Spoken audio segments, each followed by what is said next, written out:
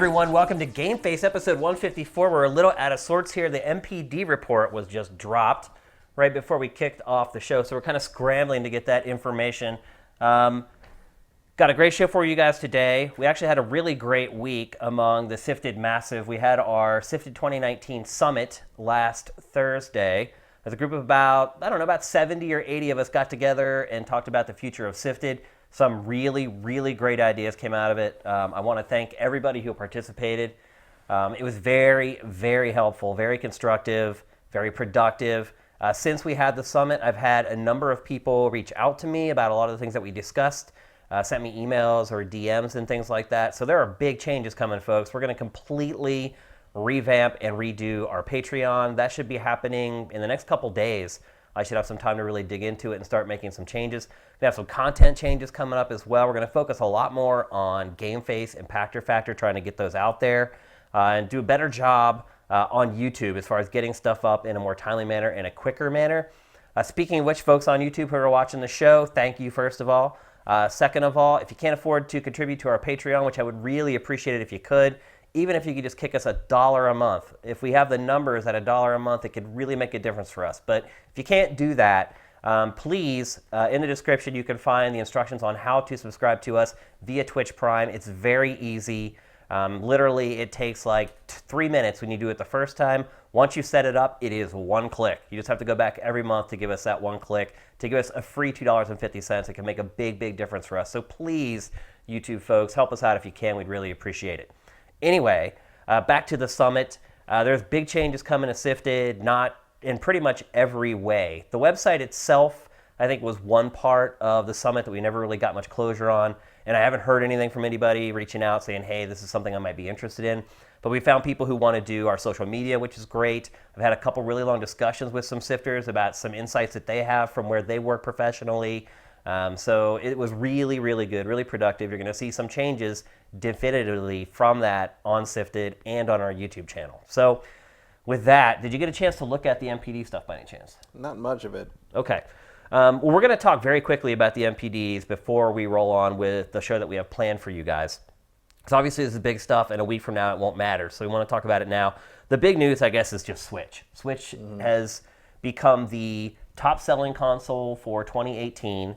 It also won December after winning November. I think in November, didn't it sell like PS4 and Xbox One combined? Didn't it outsell them? I don't know. It definitely did that in December. I don't know about November. Yeah. And a big part of it is, one, the Switch has great software. It had Smash, it had Pokemon, so it had the software to do it. But I think also is what you're seeing, the decline of the PS4 and the Xbox One. It's like, who doesn't have one at this point that wants one? So it's kind of a perfect storm for Nintendo right now. Well, especially because the time to get a PlayStation was Thanksgiving. Yeah. When the Spider-Man bundle hit. And when there were just tons of deals around Black Friday and things like that. And then the other part of it too is that, it's a perfect vortex for Nintendo right now. They're going up, the other guys are going down, and they're meeting at that crux right there where they can continue on up while the other guys start thinking about PS5 and Xbox 2 and things like that. So Nintendo is in a perfect place right now. I guess the question is, can it keep the software coming? And if it does, it should stay on this trajectory for quite a while. There doesn't look like there's any hard numbers, though, as far as how much Switch sold. Well, we usually don't get those too much. Maybe they'll start to pop out as more people who get the report quietly leak it out. But it says here, Nintendo Switch generated the highest December month hardware dollar sales for a single platform since the Wii in December of 2009. So that's pretty impressive. To even flirt with the Wii's success during that time period is a pretty big deal. However, that is total dollars. And that was one thing that the fanboys were going back and forth with over November. It was, okay, well, it was Nintendo, we're talking dollar amounts here, not actual consoles sold. So in November, obviously, with all those Black Friday deals, PlayStation and Xbox didn't generate a ton of money because they chopped $100 off of the console. So I think console-wise, PS4 actually outsold Switch in November as far as the number of consoles sold, but when you talk about the amount of money generated, Nintendo comes out on top. And I don't know if that's the case for December or not. I don't know, but this article on VentureBeat does say that for the entire year, for all of 2018, the Switch came out on top in both units and dollars. Okay. So maybe not for December, but for all of 2018, Nintendo sold the most units and made the most money. That's great. But there are no hard numbers. Annual units and dollar sales of Switch are the highest annual total for a hardware platform since PlayStation 4 in 2015, which is, if you'll recall, was the wildfire year for the PlayStation 4. That was the sweet spot for the PS4. We're kind of hitting the sweet spot for Switch Switch is hitting right now. its point. Although I think that for Switch is going to kind of straddle 2018 and 2019, because 2019, fingers crossed, should have a better overall software lineup. I think for us it will. Yeah. I think for the casuals, probably not so much. Because we're all over things like Metroid Prime and stuff like that, and Animal Crossing will do very well. Animal Crossing is one of, people don't realize it, but Animal Crossing is one of Nintendo's top 4. It's one of its pillars. Absolutely. Yeah, people don't realize it because it's one of those quiet games that people don't talk a lot about. In terms of just sales numbers, and you're pretty much looking at Mario, Zelda, Pokemon, Animal Crossing, Splatoon at this point. Those are your top 5 Nintendo franchises right now. It's not Metroid. Metroid does not generally sell all that well. Metroid has never been, no. So they've got Metroid, they got but I don't think Animal Metroid Crossing, is this year. They got a legit Pokemon. Yeah, legit Pokemon will help, Luigi's Mansion 3. Especially in the wake of Detective Pikachu. Yep. Luigi's Mansion 3. What else? I don't know. There's got to be a couple more things. Fire Emblem. Yeah, the Fire Emblem. I mean, it looks like they might have a pretty good game for every month this year. Yeah, I don't think you're going to see, the early to mid part of 2018 was a little sparse. I don't think you're going to see that so much this year. And even if you do, a couple places, you're going to have the... software sales are not a concern for the Switch. Software sales do really well. The question was always moving more hardware. And they did. I mean, we'll see, We don't have the numbers. Don't have any numbers, so you can't tell. It's hard to say if you beat PlayStation 4 because PlayStation 4 did really well, but Switch did even better, or because everybody. But most stuff is year over year seems to be an improvement, especially accessories. Hardware up year over year, like 8% or something. Accessories year over year for December is 29%. That's crazy. It's the first time it's ever hit $1 billion. That's crazy. For accessories. What are they buying? Switch stuff. Really? I promise. Remember when I said? Joy-Cons. Yeah. Remember when I said the whole point of the Switch is to sell you overpriced accessories? That it's working. It's working. Joy-Cons are crazy expensive, man. I can't believe how much they charge for those things. But we don't have any hard numbers yet as far as how many Nintendo sold. So I would guess that would probably pop out tomorrow or later tonight. Yeah, it's funny. It's become kind of this meta thing to follow if Nintendo's going to hit this 20 million target. Yeah, right there. The gamepad Piscatella in the article says gamepad spending gains were the primary driver of the increase. The Nintendo Switch Pro controller was the month's best-selling accessory in dollar sales. That makes sense. So that's from the VentureBeat article. So for November, I think Nintendo had sold, 2 million? NPD analyst Matt Piscatella. That's quoted in the VentureBeat article. Yeah. And I think in November, Nintendo sold, 2 million Switches, I think it was? I don't remember. That sounds about right. It was like around there. So I'm guessing they probably did the same, maybe a little more in December with Smash. Probably closer to 3 million just for Christmas gift buying. December's a big month for Nintendo. Yeah, every year. Always is. Yeah, that's why remember at the beginning of the year the Pachter factor that everybody makes fun of, where he said 8 million. They were on track to sell 8 million, but he specifically says they're on track to sell 8 million. What they've sold so far, you cannot predict the holiday bump, which is going to happen. So all he could say at the time was, "This is what they're tracking to do. That is not what they're going to sell because you have to wait and see what the bump for the holiday is." And the holiday bump was significant. Because the last figure we got was 5 million for the fiscal so far. Going into the holiday season, it was 5.1 million sold. So they for the did year. 2 in November. So that gets you to 7. Yeah, I don't think the 5.1 million included October, which wasn't a huge month, but it's still that's still numbers. It counts. Yeah. Yeah, 2 point. I mean, they're probably. I mean, also, are we talking worldwide at that point? Or I don't think it is. I think this is just U.S. Yeah, U.S. Yeah. So I don't know. I mean, my guess would be that they're closing in on 15 million. You think? For the year worldwide? The worldwide. Yeah. U.S., they're probably around 10 or 11, I'm guessing right now. Yeah. And get another 8, 9 million out of the next 3 months, that's going to be pretty tough. Yeah, we'll see. Yeah, but regardless, holy cow, Nintendo's doing amazing.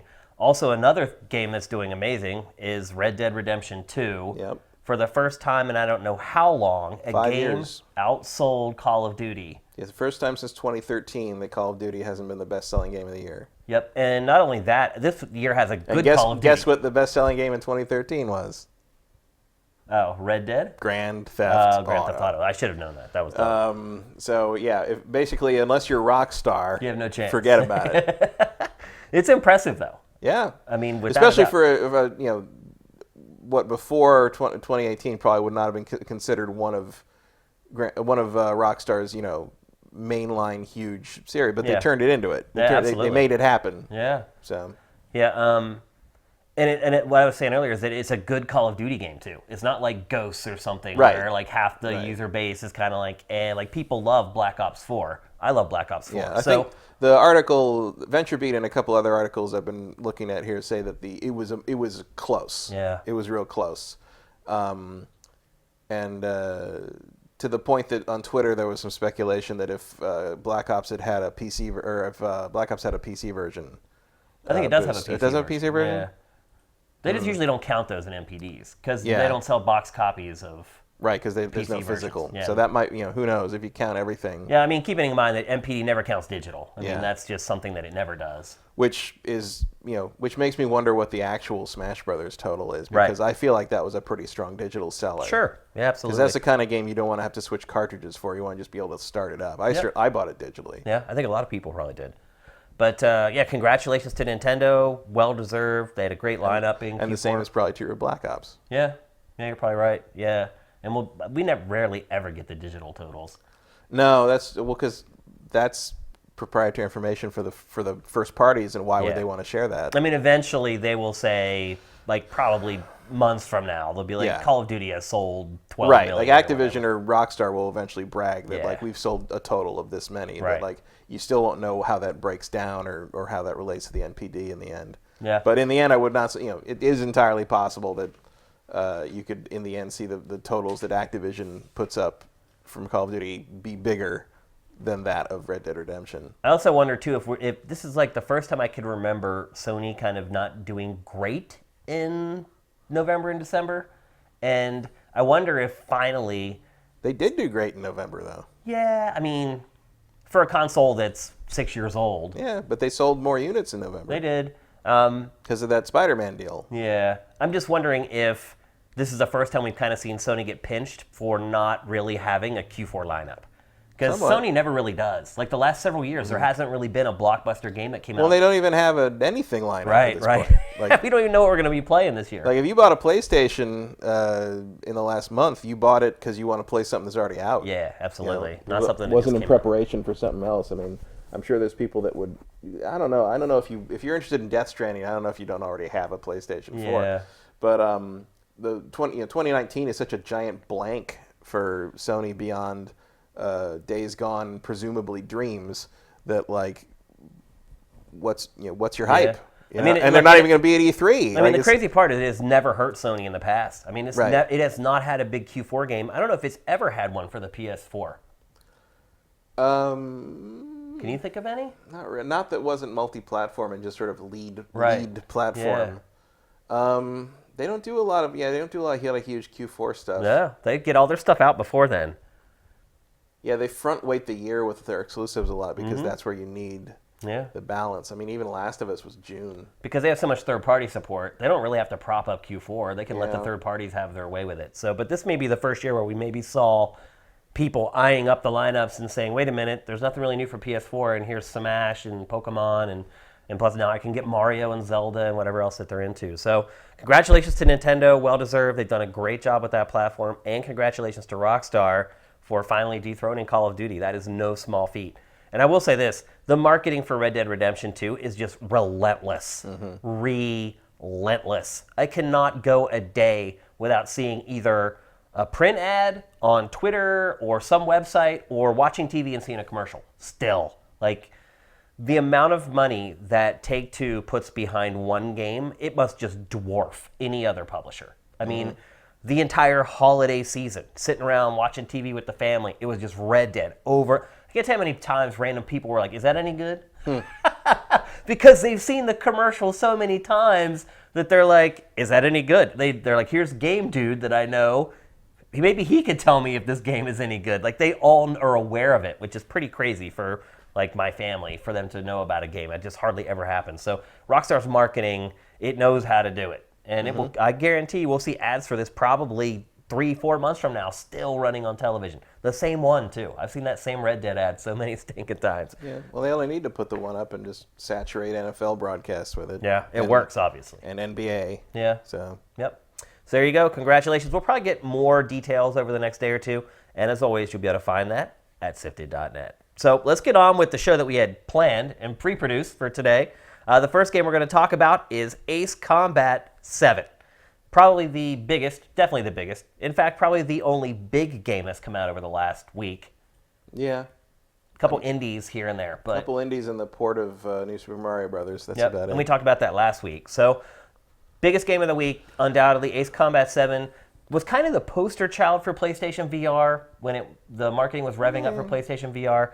In every montage for PlayStation VR. It was definitely the one that you could look at in the lineup of the early VR stuff, PlayStation VR stuff, and be like, oh, look, a real game. Yeah.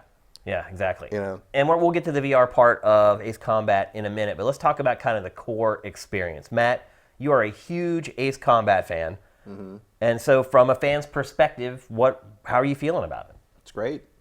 Like, it's Ace Combat back again after 12 years of basically dormancy, because there were 2 Ace Combat console Ace Combat games in the meantime, but Assault Horizon was a weird, bastardized hybrid where they tried to make it more like Call of Duty, and like there was a lot of almost QTE style dogfighting tricks. Like you could you'd to catch up with guys, you had to do a button combo, and there was they spent a lot of time making you fly helicopters, which is not what we're here to do. It was very weird. And then Ace Combat Infinity was a free-to-play online game that was pretty legitimately Ace Combat, but just the grind was really hard and long, and if you weren't willing to spend, you were just not going to unlock much very long. And so you were just playing the same missions over and over again. And the co-op was fun, but a couple times they did some cool events. Like they did an event where Godzilla and Mechagodzilla showed up, and you had to team up with people and shoot them and blow them up. That was fun, but it's not like the series is rooted in realism. No, not at all. But this is the return to the classic. We have, it takes place in Strange Real, the alternate world that they've taken place in since Ace Combat 4. It covers some weird, overly melodramatic conflict between 2 nations whose names sound suspiciously similar. The CG cutscenes are basically soap operas that have almost nothing to do with the actual game you're playing. I couldn't follow the plot in this game hardly at all. It's very. And I could not figure out how it related to anything. It's just. It's not as the issue with. With the story in this is that it's not as over the top as 6 was. 6 goes just balls to the walls, soap opera melodrama. The dialogue is cheesy beyond all recognition. The catchphrase of people running around saying "Go dance with the angels, mister" is the killer insult, and you're like, what are you talking about?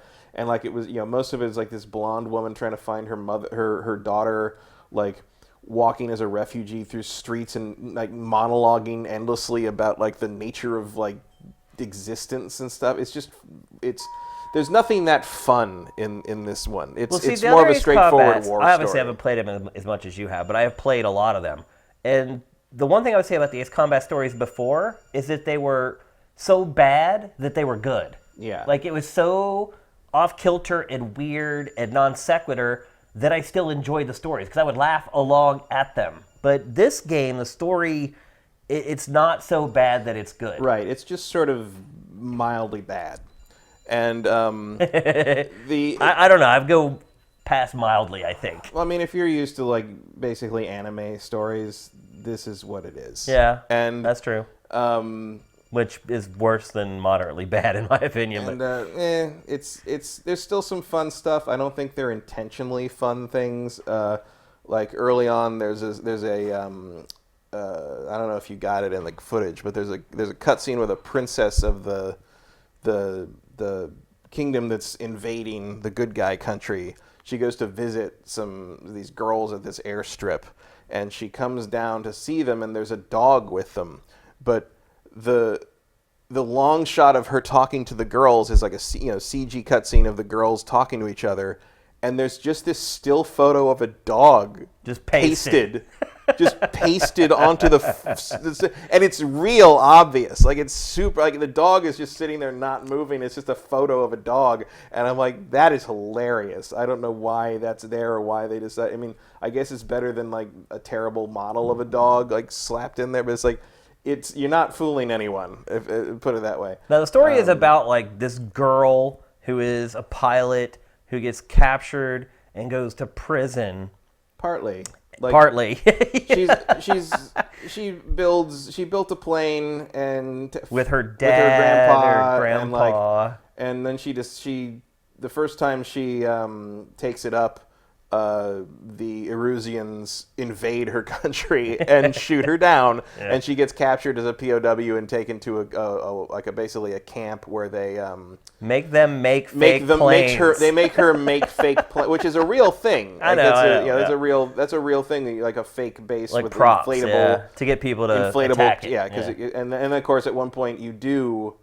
And the way that the interesting thing here is that, like, usually the stories in these games barely intersect at all with the gameplay missions, but in this, early on, an inexplicable plot twist happens where you try to rescue the president of your country from a space elevator, and he gets shot down, and all your wingmates blame you. Yeah, is there any way to complete that mission without? No, that's the plot point. Like, that's the whole plot of the rest of the game. Is like your character gets sent to the same prison as the girl from the cutscenes, and at one point the enemy attacks that fake base, and you get sent up to essentially make it look like you're actually putting up resistance, but you're so good at what you do that everyone's like, whoa, we should have this guy fighting for. It's like you did fight for them, but it doesn't make any sense because, like, if you really had shot the missiles and shot down the president's like evac thing, like your flight recorder would say that, like you'd be able to tell. I actually did shoot it down, but I don't think you're supposed to be able to do that.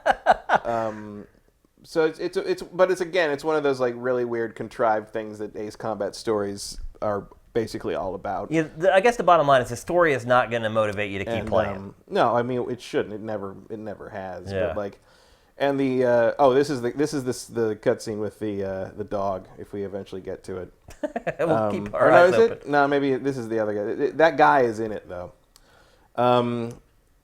So, and like the thrust of like kind of like the twist on this in terms of mission design is that the Erusians use a lot of drone fighters. The word drone is used a lot in the script in this game. In fact, I believe the Reset Era thread about this game is called Game of Drones. That makes sense, So yeah, drones and UAVs are a big factor. The Erusians capture a bunch of experimental drones, and like which is what that big like flying wing that was dropping the white drones out of it was. Yeah. And so there's a big kind of theme in this game of like manned flight versus unmanned flight. Yeah, they talk about it constantly. Yeah, there's one of the wingmen is just hates drones and doesn't gets offended when like the AWACS guys bring up that there's drones. He's like, you're just gonna tell me there's drones coming and not apologize? I'm like, no. Why would you?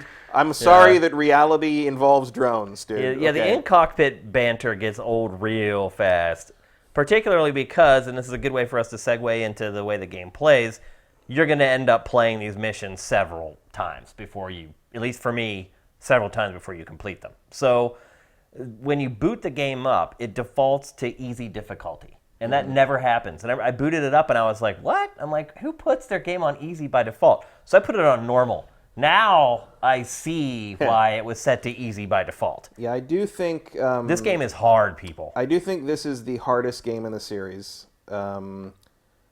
It's never been a super hard series if you got a handle on kind of how air combat works. It's not a sim by any stretch of imagination. Not. But like you do need to know kind of basic air combat tactics. So the two reasons I would say it's hard is A, they're much more the enemies are much more active about shooting missiles at you and not giving you a break.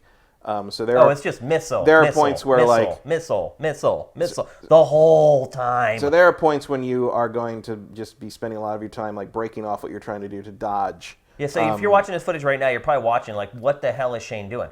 I am dodging missiles. You can't hear the audio, but when you play this game, literally, once you're engaged, until you finish the engagement, it's just missile, beep, beep, beep, missile, beep, beep, beep, missile. The other reason it's hard is it's the first game in the series that I'm aware of that does not have a training mode. Yeah, and it does a terrible job of teaching you. Like, I played the first 4 missions without ever realizing that I had to hit triangle to lock on enemies. Mm-hmm. Because the game does a terrible job of teaching you anything. It very much assumes that you've played them before, which is weird for a game that I assume is going to be one of the most widely played games in the series. For sure, I mean, just because of the nature of when it's coming out and, that people have heard of it. Yeah, it's been 7 years as well since the last one came Every out. other Ace Combat has very extensive tutorial sections where it teaches you how to go up and down, right. and then teaches you how to, then it's a separate this tutorial. Game does teach you that. It teaches you the basics. But it doesn't even. But I'm talking about like you had separate things that taught you every individual basic thing about every individual way that the planes operate, and what this means and what that does and how to do this and how to do that. And this, you get a little yellow text thing that pops up at the top that maybe you see, maybe you don't. Yeah. And I know how to do all this stuff, so it wasn't really bothering me. But like, if you've never played these games before, like I don't know how you're getting. Like, for instance, do you know how to do a high G turn? Yeah.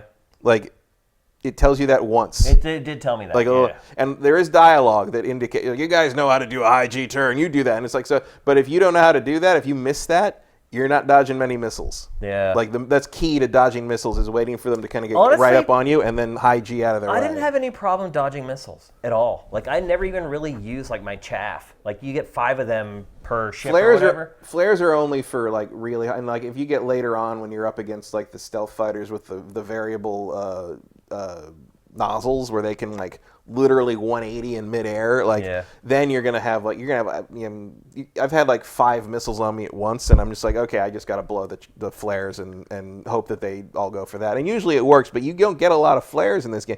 Like, 5. You get 5, and it used to get more in the old ones, as I recall. But really, just to get rid of missiles, like, you can just bank turn, or you can even just go up and down. It's so annoying. It depends what's being shot at you. Like, SAMs are not very accurate, so you can sort of just bank around while you're doing ground targets. But if you've got, like, MiG-31s on you and they fire something and you don't actually work to dodge it, at least to do a hard bank, like, it's going to tag you. If I concentrate on not getting hit by missiles, I won't get hit by missiles. But after a while, the game just wears you down. Like, I got so sick of dodge. I felt like what I was doing probably 60 to 70% of the time I was playing was just dodging missiles because they're just non-stop. Yep. Well, that's part of the thing with, like, the drones in this, because, like, the real missile dodging bonanzas are when they throw fleets of the drones at you, because the drones can just, like, the advantage of unmanned aerial vehicles is they can pull maneuvers that would make a human pilot pass out, basically. Yeah. And so they're doing stuff that you can't keep up with. They're doing stuff that, like, you're like, well, he just passed me head on. How has he already got a lock on me? It's because he was able to just flip the thing around and go to guns on you. Because people are locked on to you like the whole game. Yeah. Like the whole game. It's you are always working to keep track of defense versus offense, which in the previous games, especially 6, as long as you were still moving, you were probably not going to get locked onto all that often. Like, sometimes you'd pick somebody up, and all you do is you switch your target, flip around, get them off you, or command your wingmen to help you. Wingmen are not as big a deal in this game, in part because, like, you're at one point branded a traitor, and so there's not a lot of, like, squadron communication happening. Ace Combat 6 had a big emphasis on commanding your wingmen and telling them to do other things. You could actually take control of what they were doing, So there are changes to that, and here you see there's a bunch of drones literally blocking your missiles from hitting the key target. That's happened a couple times, which is cool. I mean, that's a real thing they'll do in theory. In theory, but so yeah, it's I like it. It's Ace Combat. I've enjoyed it in parts. I don't know. I'm like on mission 12, and I think you said there's 20 There's 20 missions. missions, yeah. There's no way I'm going to finish this game. It's it's what I wanted. I love jet combat stuff, especially arcade with more of an arcade angle on it. So it's exactly what I wanted. I wish the story was a little more gonzo. Either like better or worse. Right. It's Right. like in this weird middle ground. Right. Either make it like full. Basically, they had to pick a lane, and they ended up just sort of driving down the center divider. Yeah. And that just doesn't make anybody happy, I feel. Music's great. Music's always great in this series. I hardly even noticed it, to be honest. It's fairly pretty. I think it's a little odd that there's no HDR. Like if you're playing it in like 4K, or there's no HDR, it doesn't go to 4K. It's 1080p. It's a pretty game, which definitely. is because they're trying to get the frame rate up. I would say that if you do not have a Pro or an X, pass, because they play poorly on those. Oh, I didn't know that. I don't know. I mean, you've been playing on a standard? No, I got you got a a Pro Pro. for Christmas. You got a Pro. Yeah. That's right. The frame rate And it does incorporate super frame rate's sample. not great on standard PS4, and it is the whole performance is abysmal on a vanilla Xbox One. Really? I mean, I don't expect too many people watching this are playing on an Xbox One, Especially an OG primarily. one. Although Right. I still am. I still only have an OG Xbox. So I would say and even the Xbox One X version is mostly better because of the raw horsepower. It's not designed to take advantage of that. If you watch the Digital Foundry video, they run all this down very clearly, and you can make a more educated decision. In the end, I went with the PS4 Pro version. That's what I'm playing. The other thing is the PlayStation 4. Both games come with an old Ace Combat. So if you get the PS4 version, you get a actually really nice updated version of Ace Combat 5, which I would argue is the best game in the series. If you get the Xbox One, you get Ace Combat 6, which is also now backwards compatible. If you have a disc version of the 360 version, you stick it in the Xbox now, it will work. With upres and the whole thing. If you bought it digitally, I don't think they've sent the codes out for that, but they said it'll have the. Here's the trick on those: if you care about those the 5 and 6, one or the other or both, they go away after I believe February 18th, and Namco has said they will never sell them separately. So especially for Ace Combat 5, if you want Ace Combat 5 on your PS4, find a way to get this game before February 18th. I think we should mention again, though, that this game is really challenging. Yeah. And I would recommend playing it on easy. I wish, in hindsight, that I had listened to Bandai Namco and played it with what they had set it up for. I probably maybe would make it through the game on easy. I don't know. I don't find it that hard. I'm playing on normal. I feel like hard would be very hard. I have been shot down several times. I've been shot down more in this game probably than I have in the last 3 Ace Combats combined. It's definitely the hardest game in the series, in my opinion. It's not even that I get shot down. It's that like a lot of missions have conditions. It's like you have to take out all these planes before these planes escape. Or you have to take out all these planes within a time limit. And what happens is, because the other thing that I would say about this game is I spend probably 40% of my playtime not even watching the screen, but just looking at the radar. Because it's a dogfighting game, so you're always trying to get behind the enemy. So you just look at your radar for that red dot, and I'm just watching the radar playing, just trying to get myself oriented so I'm behind the enemies, and then I'll look at the screen, spot the enemies, lock on, and take them down. So that's interesting. I almost never look at the radar. I literally used, this part you have to, like this weird stealth crap that's in here where you have to fly between like the radar things. Oh yeah, that thing is for sure. But I literally play. Like tracking enemy planes, I use the target locator. See, it took me forever to even figure out how the target. I didn't figure out till you told me because the game doesn't explain it. Like I was like, why? Because what happened was I was like, I don't understand why my missiles will never lock on. Like I've literally had this guy dead to rights for like 30 seconds. And I thought I didn't even understand what you were saying. I thought you were having range problems because the range on standard missile lock-on range in this game is like a third of what it was in the old games. Well, the reason I couched it that way was because I didn't know what was going on. Like I was like, wait a minute, maybe my missiles just aren't locking because they don't have the range. And then I watched some crazy expert play this game on YouTube, which blew my freaking mind. Like, if you want to have some fun, play this game for a little bit, and then go watch any videos from YouTube channel an Ace Combat fan. And this guy plays this game. It's like it's a different game. It blew my mind. And I started watching him play, and I'm like, wait a minute, like, he's locking onto ships like nothing. And that's when I texted you, and I'm like, what is going on here? I'm missing something. And sure enough, I was. And that was you needed to tap triangle, or on Xbox Y, to lock on to the ships. And once I did that, the game became, like, the mission that I was stuck on, finished first try after I found that. And then the next mission I finished in like 2 or 3 tries. But like after that, the missions just started becoming really challenging. And then they started repeating like the objectives. It's like after I did like my second like escort mission, I was like, I don't really want to do any of these anymore. And then all kind of the mission style started cycling and repeating over, and that's where I just kind of lost interest. There's only so many things planes do. Yeah, you're right. So. I mean, it's just a limitation of the subject matter. I've had some fun playing this game. I would not pay money for this game. I'm very glad that and thankful that Bandai Namco sent this to me, because if I had paid money for it, I think I would have regretted it. I don't know. I don't have enough expertise in Ace Combat like you do to say it's like the best or the worst in series history. I would say I roughly enjoyed it about as much as the other Ace Combat games that I've played. I played it for roughly about the same length as other Ace Combat games, so I guess it snared me just about as much as the other ones. I'd say it's no 5, but I would say gameplay-wise and mission-wise, it's on par with 6. The gameplay's good. Like, the controls are good. It feels right. It feels accurate. The aiming reticle makes sense. While you're actually in the dogfights, it's a fun game to play. But then things kind of start looping around, and things get increasingly more difficult, and I just kind of lost interest after a while. Like if you're into the if you're into the plane stuff, this is and you like it's the like old Ace Combats. Jet porn. I mean, it really is. If you like the old Ace Combats, it's exactly what you're expecting, exactly what you want. Ships look great. Like, you really get a good idea. I would of the also scale. say, if you've never played this, I mean, all the footage here is captured in third person. Play it in first person. Like this game should be played with no cockpit, but just the HUD first person. You're sitting on the front of the plane, basically. Pretty much, because it makes it basically like hood cam. It's hood cam.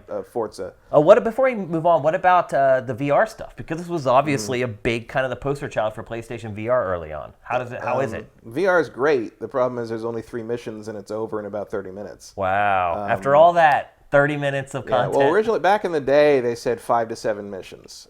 We ended up with 3. They're all really good. They're very different. The first one is sort of just take off from the carrier and then dogfight a bunch of guys. The second one is basically a ground defense mission. So there's a lot of ground targets and then air targets. I hate those missions. And then the third one is you're after a particular large target in a mountainous area, and you get jumped by stealth fighters who are the hardest things in the game. And that one is just like pure dogfighting skills, which is pretty great. But they're all about 10 minutes long if you don't die. And I got shot down by the stealth fighters a couple times, so that was it. And but I mean, everything's great. Like it's not quite this. It's not the same as the mainline mission. So you can only play as an F-18. The Hornet, right? Yeah, it's fully modeled cockpit, fully modeled pilot body. You can look down and see yourself. The pilot's hands operate the controls the way you're moving them, like in terms of steering with the stick, throttle, and moving his feet for yaw, like for the runners. Cool. Yeah. You look around. There's like the lighting effects on the canopy are really good. And it uses the modern, obviously it uses the modern thing where much of the heads-up display is on the helmet. That's also a nice thing. Is like for once it doesn't feel weird to be wearing a big heavy thing on your head because you're supposed to be wearing a helmet. Yeah. So it's got a really good sense of place and really good sense of like the lighting is actually a little better than I would say than the main game. Interesting. In terms of like how it's reflecting off the canopy and sort of like it's using the lighting to kind of sell the atmosphere better. Cool. And flying, it's got a really good sense of just speed and height and flight. It's great.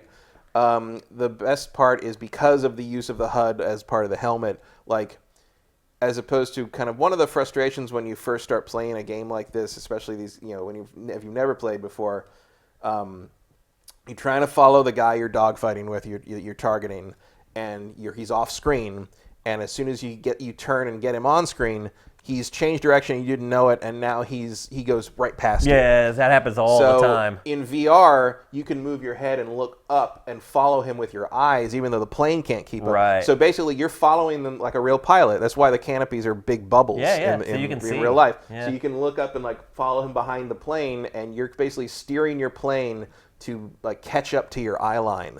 And that is a uniquely satisfying experience that just you can't really replicate that with a screen in front of you. Absolutely. With no thing. So it is great. The other thing is the kind of the epilogue at the end of the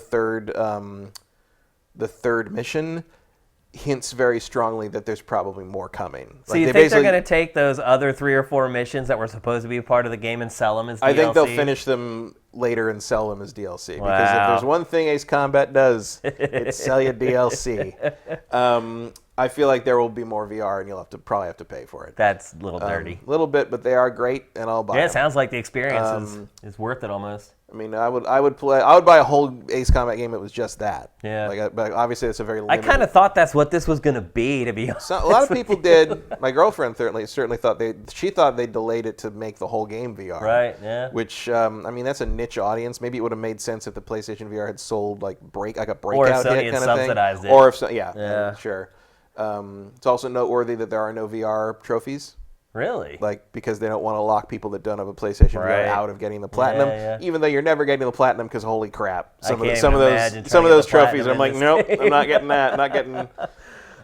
Just finishing this game, I think on normal or higher is an accomplishment. Like, let alone getting all the trophies. And it is I don't know about the motion sensitive among us.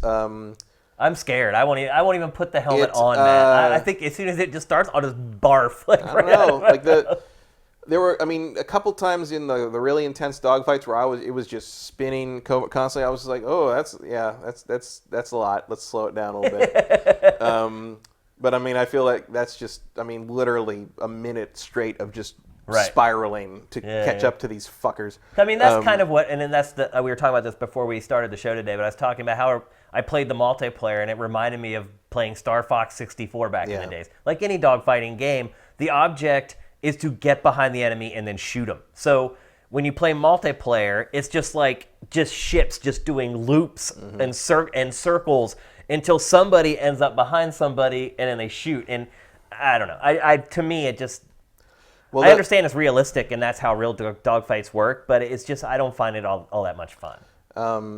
I always felt like I was lucky. Like when I would get a kill, it's like I'd do a loop, and I'd come down, and somebody be there. And I'd be like, oh, wow, it finally worked out. I'd fire my missile and get a kill. Like, I just never felt like it had that much to do with how good I was or how bad other players were. And that's like one of the things I like so much about Ace Combat is how much like, if you know about how to dogfight properly, like you can tear shit up. Like it's and it's even more true in the VR mode. I mean, I am honestly like... Is there an online mode for the VR stuff? No. I am honestly very tempted to... That might be something that they add for free. That would be hard to pull off, I think. Be interesting. That'd be awesome. I don't know. I don't know how that... I don't know the technical of how that would all work. I did not find the Eve Valkyrie thing to be all that compelling. Yeah. Part of the cool thing about the VR missions in this is that clearly they're designed to be VR missions. So there are sort of sections, especially when you're first taking off in the second mission, that are designed to be like kind of like almost cinemas, like you're the like an experience. Yeah, like the base is under attack, and like you've got bombers crashing, being shot down in front of you as and you're you trying get that to whole sense of scale from it, and So there's a lot of that. I mean, but also that's just me not giving a shit about multiplayer for any reason whatsoever. I have played a fair amount of the multiplayer in this one, just because you get massive, because you share. The money you get to unlock new planes and unlock new parts. We didn't even talk about the jet tree, actually. The aircraft tree is taken directly from Ace Combat Infinity, the free-to-play game, with a lot less grind. Like, although there is a trophy for getting 40 million MBP or whatever they call it, which is like right now I'm at like 2. Is that the platinum? No, the platinum is everything, but like right. But like is that like a gold trophy? Probably. There's a trophy for getting 4 million. And there's a trophy for getting 40 million. Jeez. 40 million would basically be like for play me. 6 months of multiplayer or something.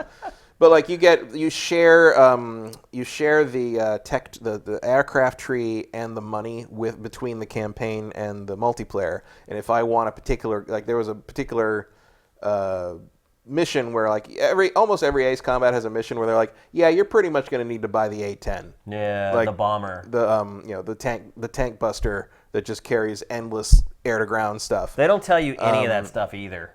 No, like, well, I mean, like they don't suggest like, hey, you might want to use this ship for this mission. Like, I mean, I hate the ground targets. And you missions. even have to listen to like the briefing, which I find I kind of like. It was like if you don't pay attention to the briefing, you're not going to know what you need to be up against. No, you're right. And I'm like, sometimes I've replayed the briefing. I'm like, wait, do I need ground targets on this? Okay, because you got to pick what your special weapon is, and that's where you get your ground. Because you can still fire regular missiles, even in without the air, your special weapon. But it's usually better. Like the one I'm sure we both have in mind is like there's a ton of ground targets. You have to get like 17,000 points to pass it. Yep. And like the first time I tried it was just like with my standard like F18 or F15, and it wasn't working. So I went to multiplayer and I played like 2 matches, got enough money to buy the A10, slapped the four target like long ground missiles on them, and like just steamrolled it. Like if you have the right equipment, you're fine. Trying those missions with a normal jet with missiles is a pain. But I you ended up crashing like a billion times. But you have to know that. Like you have to even have enough familiarity with like airplanes to know that there's the game does tell you that there's like, there's fighters, there's multi-role, and there's ground strike. Ground strike craft are red. Yeah. But there's only like 2 in the game. It's like there's so much pilot chatter from like your teammates, but it's never helpful. It's like when I start that mission, why don't they say, hey, you probably should use the A10 for this mission, but you can probably make it work with what you got. Like something like that. Like there's nothing like that in this game. It's all banal, like references to a plot that I don't understand or don't even really want to understand. They expect you to know what you're doing, which is...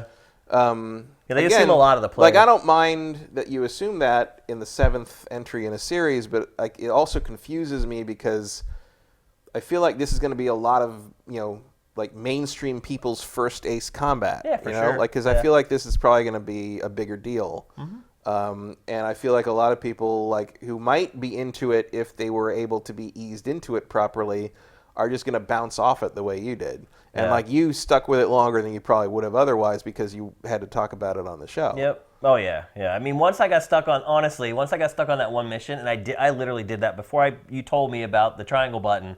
I had tried that mission probably like 20 times and just couldn't pass it because it's literally just the sky is filled with enemies and I couldn't lock onto them fast enough to take them down before the timer ran out because that was one of the timed missions where if you don't get it done in a certain amount of time, you fail it. So, yeah, triangle button. Why button? It's the key to this game. If you get this game... Yes, being able to switch targets it's like saying the jump button in Mario. Because they tell you that triangle switches targets, but it doesn't tell you that you need that to lock onto a target. You have to physically select the target before you lock on. Yeah, I guess that's so I was tapping triangle, and the reticle was going like all over the place. It would never ever occur to me to know that I would have to tell someone that. But like to me, in every other fight game I play, if I have missiles that can lock on, if I put my reticle over a ship, it locks on, and I fire the missiles. I don't have to hit a button to make it lock on. But that's not how planes work. Nobody knows that, though, but you. You're kind of a buff on jets and planes. Well, I'm not. I just play video games. I mean, some of the weapons in the game do that. Like, if you have multi-lock-on, you don't need to target something to lock on. They'll just go like that. Yeah, like the SAM or whatever missiles those will lock on. Yeah, there are but certain you only ones get that are, like 8 per mission. Right. Like I only use those when I really like. There are certain ones that will do that. There's like the ground ones that one of the ground missile types that the A10 uses. That's just scorched earth. Yeah. I mean, you're done. They literally fly out and just go like they go over because those are great because they don't.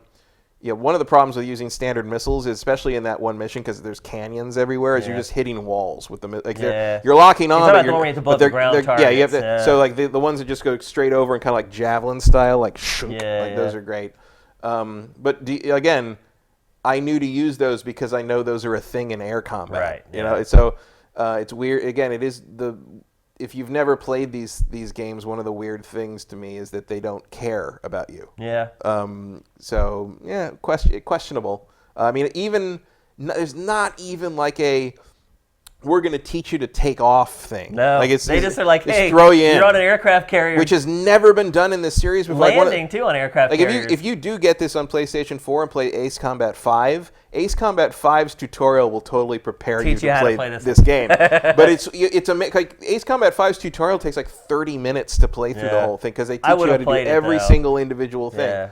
So yeah, that maybe that's what they were thinking. Maybe that's why we got Ace Combat 5 with it. I don't know. Yeah. But it feels like a big shortcoming to me that they decided to kind of not give any kind. I mean, it's not even like the tutorials have always been optional, but at least they were there. Yeah, like give me the choice. Like, yeah. If I get into it and I'm like, I don't need this anymore, then I can just quit. Yeah, it's super weird. It's super weird that that's the way it is. But and it's also a genre that just doesn't come around very often. So a lot of people don't have a lot of experience with it. There isn't anything else out there like this, really. I mean, the closest would be, I mean, you can't That's a selling point for the game, too. Yeah, but you can't even compare it to like something like Starlink or Star Fox because those are much more arcadey. Oh, yeah, absolutely. Like, you don't have to lock on to anything intentionally. It just does it automatically. It just directs you to the target. But even, like, like you said, in a lot of arcadey Star Fox style flight games, you can target something to help direct you to it. But if you see another target and you decide to hit it with a missile or something, you can lock on, but usually by holding the button. Right. Yeah. So yeah, it's weird to me. That's the biggest shortcoming to me is that, and it doesn't even affect me because I already know how to play it. Yeah. But like, this is a game that could kind of like help make the series break out and maybe make it so it doesn't take Ace Combat 8 doesn't take 12 years to come out, and like they might have blown it. They might have blown it just by not thinking about those people. That is something that could be added very easily. Yeah, I would hope they would do that at some point. In fact, I think that would probably be a more important thing to add than more VR missions. That should be the first DLC training. Even the VR stuff doesn't have a training thing. Oh, really? So it's like, well, okay. And you have to play that with expert controls as well. Yes, which is fine. Yeah, it's not that big of a difference. It's much easier to play that in VR because like you see and kind of how the plane's moving already. Yeah. The other thing is the VR missions take place after the campaign. Okay. Which doesn't mean surprise. I'm assuming it doesn't spoil anything. I mean, surprise, the good guys win. But like basically, like there's still like rebel elements of the bad guy country that's like that are like raiding your side, and like so you go up to kind of intercept them, and that's how that starts. But it's implied at the end of the third mission that like we may have seen a brand new phase start in the war, a new war. I'm like, okay, well, war. A virtual war that's now reality. It's just like, I mean, that's about the level of writing in this game. It is, yeah. When it comes down to it. Yeah. And the VR missions are actually a little worse in terms of chatter because the chatter seems a little more like literally translated from Japanese, where you've got like guys saying like it's an honor to be up here flying with a real hero. I'm like, no pilot would ever say that. It's just not it sounds like Gundam dialogue basically, which is just not how pilots talk. But so there you go, two different perspectives. One from a fan who's enjoying it a great deal. One from a non-fan who has enjoyed parts of it. The other thing about the VR missions that I like is they show you. Cause one of the drone thing is a big deal. The other thing is the high-level planes have what's called variable thrust. Like they have thrusters that the F-22 does this too, but the thrusters can change direction, so you can sort of like drift the plane. Like this is a real thing. Like you can literally flip the plane, and like the limitation is pretty much the airframe and whether you're going to pass out. But there's moments in playing the campaign where you're like, how did they turn around that fast? With the VR, you can follow them with your eyes better, and you can see them do these crazy midair 180 turns that let them like go to guns on you right away from like this crazy like angle right after passing you. And it makes me think the fact that drones and that kind of maneuvering is such a big deal in terms of the high-level stuff in the campaign, like, and the fact that it's so annoying when it's not in the VR mode makes me think like the VR had to be a bigger part of this in the original plans. I think it had to be. They wouldn't have marketed it the way that they did initially. It's I think there's stuff behind the scenes there we may never know. Or we'll see it as DLC. Yeah, or maybe we'll have to pay for it. Hell, maybe Sony played this and they had like mainstream people are never going to give a shit about this. Like I don't understand what I'm doing. So maybe they scaled it way back. I don't know. But, I mean, I wouldn't say buy it just for the VR stuff, but if you already have VR stuff and you are interested in Ace Combat, absolutely buy the PS4 version so you can play VR. Definitely. So Other than that, you might want to look at if you don't care about VR, you might want to look at the PC version, because I have a feeling that you're going to be able to mod that into a better performing for beast. Sure. Yep. I mean, that's just PC games in general. So there you go. Ace Combat 7, Skies Unknown. Buy, pass. I think that's fair, right? Yeah. All right, let's move on. We're going to talk next about The Division 2. The people who care about that game already have it. Yeah, they already have it. And we got a comment on YouTube. You don't need me to tell me. We got a comment on YouTube for, I think it was the PAX video, where he picks very loosely like games that he thinks are like candidates for Game of the Year. And one of the comments was Ace Combat 7, end of story. No. So there you go. There are people that love Ace Combat. I love Ace Combat. That's nuts. No. Yeah. That's ridiculous. All right, we're going to talk about The Division 2 next. It's the best game called Ace Combat this year. I'll give it that. And we've kind of just organically talked about The Division 2 over the last couple episodes, because we have been doing like previews and things like that, and talking about, and we did the draft, and it was one of the games that were drafted. But unfortunately, Ubisoft had a big media push for The Division 2 last week, and I think it was probably unpleasantly surprised to find that was the day that Mortal Kombat was also being unveiled. So this may have flown under the radar for all you guys, but Ubisoft... I didn't notice. Yeah. So Ubisoft did a big push for The Division 2 last week that all focuses on multiplayer. And let's be honest, I mean, anyone who played The Division 1, the campaign was kind of like... It was this thing that you kind of had to get through so you could get to the dark zone and not get destroyed. Like, I don't know. I felt like the campaign in the first Division was just completely disposable, completely unmemorable. I don't remember much about it. Yeah, because it was like you're fighting the same group of thugs like over and over. It's like, hey, there's problems over here. You go over, it's the same dudes and the same... These guys have flamethrowers. Right. Now we're going to the mall. Right. It's gray and covered in snow. Yeah. How original. Exactly. And I think what a lot of people hung their hat on with the first Division was, okay, well, maybe this campaign isn't great, but it's a game that has legs. It's something that I can play for an extended period of time. It was kind of one of the first games as a service, so to speak, at least from a major publisher. So I think the multiplayer in the first one or in the sequel is pretty important. Because especially after people played the first Division, I think they're going to be looking for, hey, what are the changes that have been made to the multiplayer stuff? Because otherwise, maybe they're not going to buy it. If they're looking for a game that they're going to pay for and then hope to play for an extended period of time. And so Ubisoft blew out the multiplayer for The Division 2. The big thing with The Division 1, at least the big talking point, and the thing that you and I talked about a ton on GameFace when it came out, is the Dark Zone. And the Dark Zone in the first one was this foreboding place where you could go and... Generally, people who had played the game more than you had a huge advantage over you, and it was kind of this Wild West where you could attack each other if you wanted to. The whole crux of it was that you went in, it was more dangerous, but the loot that you got from the Dark Zone was generally way better than what you were getting elsewhere in the game. So it was a risk-reward proposition. And I said that I didn't enjoy it all that much because I felt like every time I went to go extract all the gear that I got in the Dark Zone, someone would be waiting there to kill me and they'd just take it.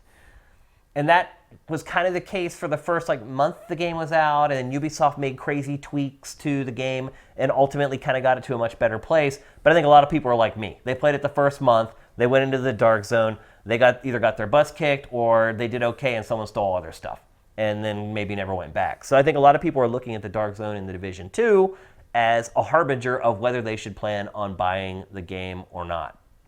So... the first thing we should say is that there are multiple Dark Zones in this. There, instead of just one, there are 3 plus.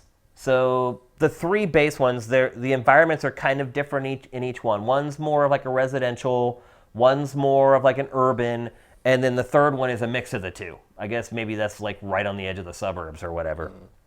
But things change depending on what you do in the Dark Zone. And I'll be perfectly honest. After watching all the media, reading the press release from Ubisoft, it's still extremely confusing, the different states that you're in when you're in the Dark Zone. There's like 4 different ones, depending on what you do. So when you go into the Dark Zone the first time, there's AI there, and I think that's a great idea. So when you first go in, you aren't going against other human players. You're going against AI, so it's PvE. And you do that until you establish a safe house in the Dark Zone. And then once you do that and leave, when you come back, you're thrown to the wolves, so to speak. So back to these states.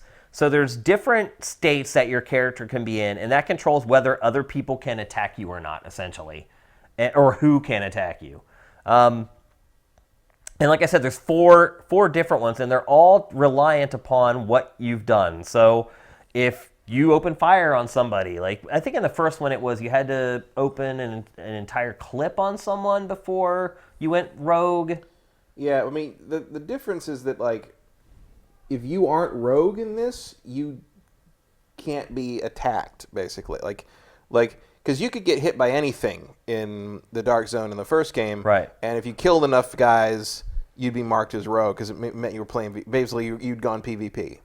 And if you were firing on anyone who wasn't also marked red, you would get the red mark. Yeah. In this, it looks like they're kind of doing almost like a Fallout 76 thing where if you are not rogue, you do not have to worry about that so much. But you can intentionally choose to go rogue. Yep. You can choose your whole squad to go rogue. If you hold the share button, you basically are making a decision for your entire squad, which I'm not a big fan of. I mean, we had that in the first game. One of our guys would shoot at somebody else, and we were all rogue now. Yeah. And then there's also other things where like there's drops, there's the airdrops.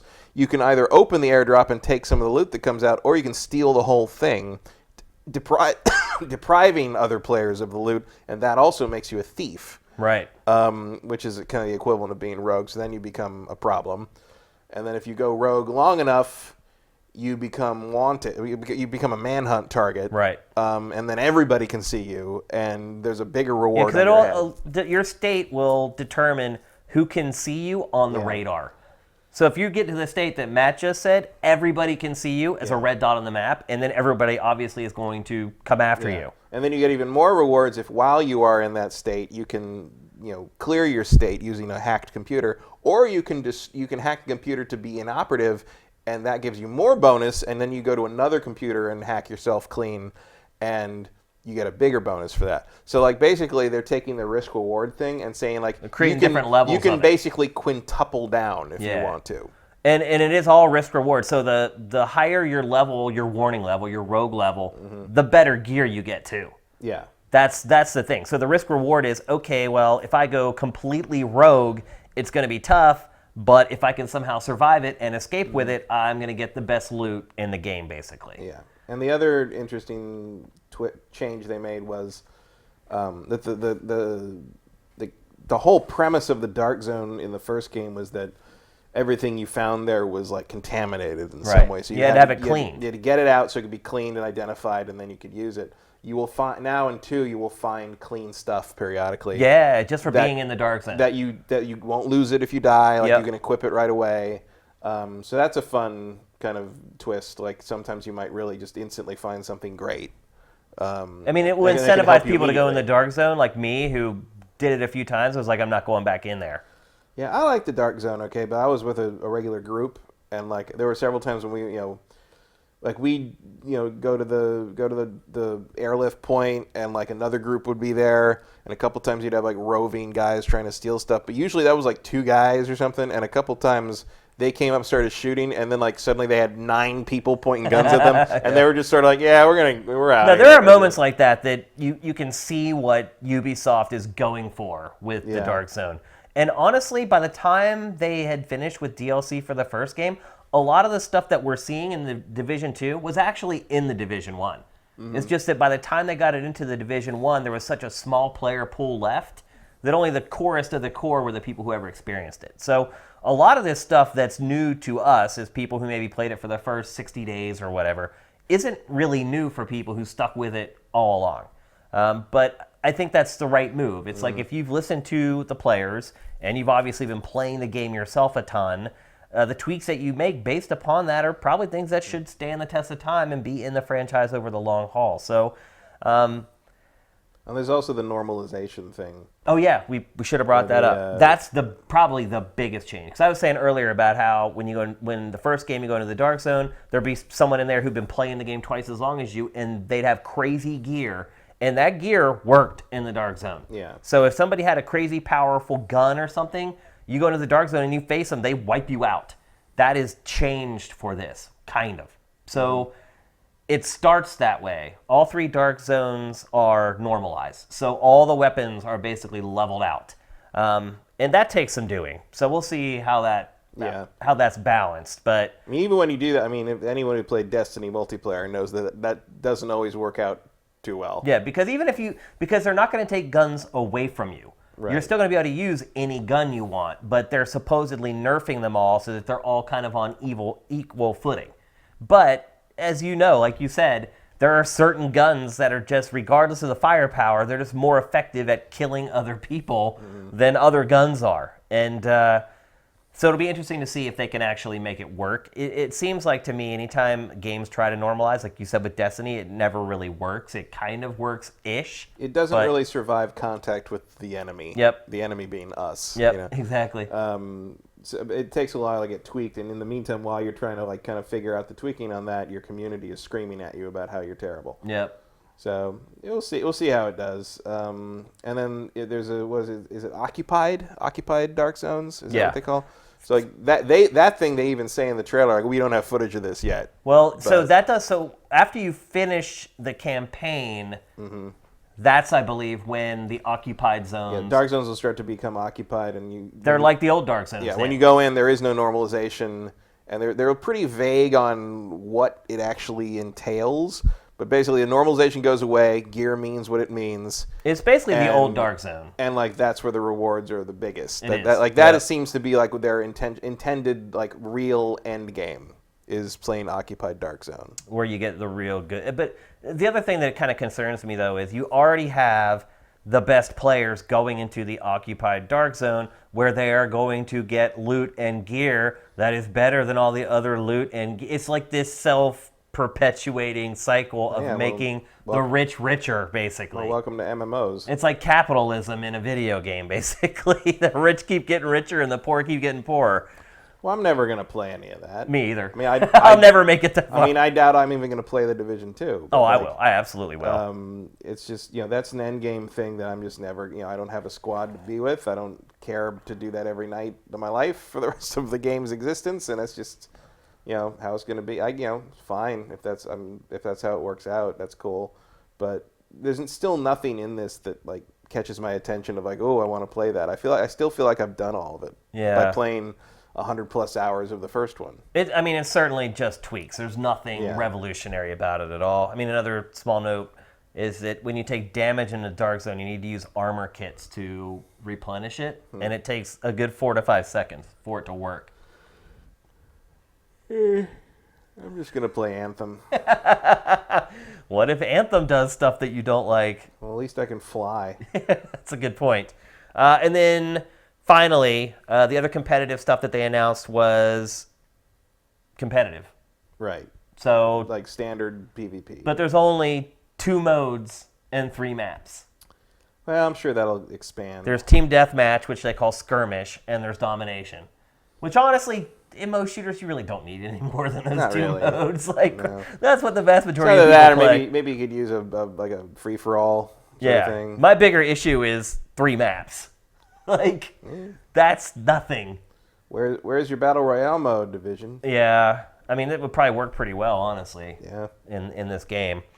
And yeah, I mean, that's pretty much all the information that they've given us. I'm surprised you have no interest in playing this at all, because you liked the first Division way more than I did. I did. I feel like it's the same thing. You got everything out of it that you needed. I don't need to go back to that. And I think, honestly, I don't think you stuck around that long, but for people who stuck around to the end of the DLC, there's really not that many tweaks to Division 2. Yeah. New setting, obviously. There is a lot of stuff in the Dark Zones, the tweaks they're showing for the Dark Zone where I'm like, And I don't know how much of that is an overlap from the later, like the last expansion, where literally the expansion was the sewers bite me. Yeah. Yeah, that was terrible. That's one of the worst Yeah. DLCs ever. But it's like, there doesn't seem to be any reason why they couldn't have been that way to begin with. Yeah. A lot of what they're doing here. Yeah. Which I guess is better late than never, but I just looking at this makes me tired. Like, I spent so much time playing this game that I got like physically ill looking at the title screen after a while. It was just like I don't even want to hear it, and so no, I'm not gonna do this. Well, it looks like I'll be jumping on that grenade then. I'm not gonna do this to myself again. It's going into beta, I think, the first week of February, like February 7th or something like that. I think it goes into beta, open beta too. Everyone will be able to play. You're gonna have to play it, Kyle. When we get into February and there's not much to talk about, you're going to have to play. Well, a lot of stuff in February. I don't know. We got Metro Exodus. We got Now we're going to talk about that next. There's stuff. There's stuff. But 2 games, and we have 4 episodes to get through. We may have to do some adjusting to your plan, maybe. We'll see. I'll definitely give it a run. So one of us will have the just the looking intel. at that game makes me feel nauseous. Just from like it's like It's so funny too because you liked it so much more than I did back when it came out. I played it too much. And I still have interest in checking it out. I played it too much. I mean, I've played a ton of Call of Duty, but I still play more. Yeah, I don't care. Right. I don't like. It's just the same old. And if I really wanted to play something like that, I just put Ghost Recon in again. It looks the same as every other damn Tom Clancy thing they make.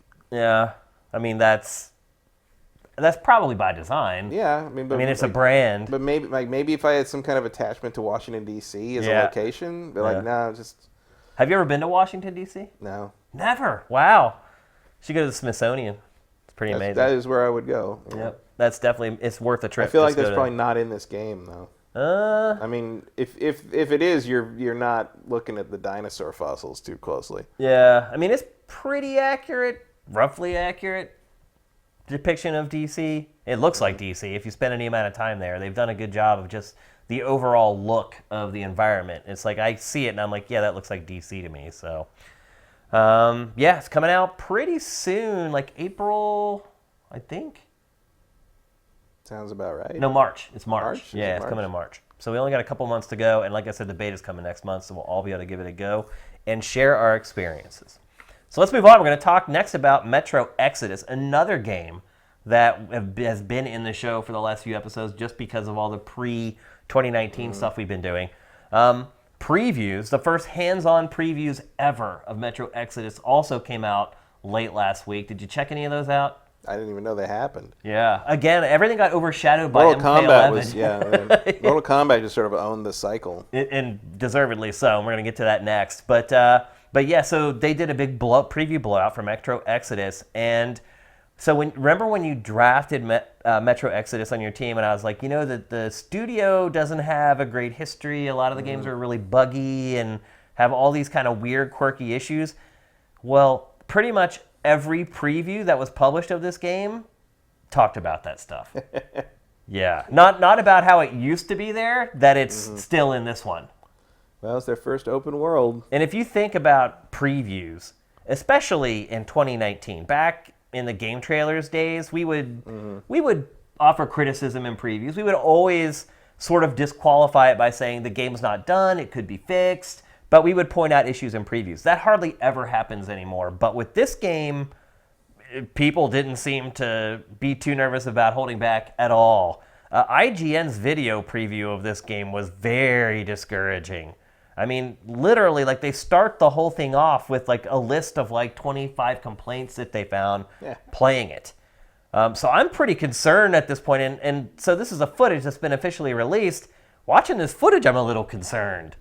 It's like if you remember the debut, it was high action, high octane, really intense. I don't know. Is this doing it for you? What you're seeing? I mean, not so much. Yeah. Yeah. It looks like Metro. Yeah, I guess. Like particularly the outdoor, like desert environment. That is so not Metro though. This part is when you're down in the dark and you're using your flashlight and your goggles are fogging up and there's lint on your goggles. Like that's Metro to me. being out in the desert with these weird creatures coming up from the dirt, though, I don't know if that's... Well, I mean, you're traveling across sort of the steppes. That's pretty much where you are. I mean, to some degree, yeah. On the other hand, it's sort of like, well, I'm glad they're not in the frickin' metro system again because we've done that. Yeah. At the same time, like, the setting sort of feels like, what if we made Rage 2 boring? Yeah. That's a good way to put it, actually. Like, even the guys you're fighting here kind of look like the mutant guys from Rage. Yeah, I mean, they just look so generic. And the creature design was one of the best things about the debut of this game. Well, Remember how I'm terrifying those creatures were? Well, I'm sure they'll still be in there. I mean, there's a lot of weird creatures in the Metro. Like, these guys are just like sort of fodder. Mutant, yeah. Like you're not looking at the demons or the dark ones or anything like that here. I'm sure that stuff's still in there. It's a weird choice to make this your big because you can't do the whole it could be fixed thing in the previous because this game's 3 weeks out. It is, yeah. Like they're playing basically a final build. And I mean, and IGN wasn't alone, although I would say IGN was probably the most critical, which is very rare. So it looks like this may have been a poor draft choice, but we'll see. I don't know. I don't know if that's true or not. When did you draft it? What? It was like your 7th or 8th pick? Oh, it's your 5th. Oh. In there. It's in the middle. Once the draft is done, it doesn't really matter where you drafted a game.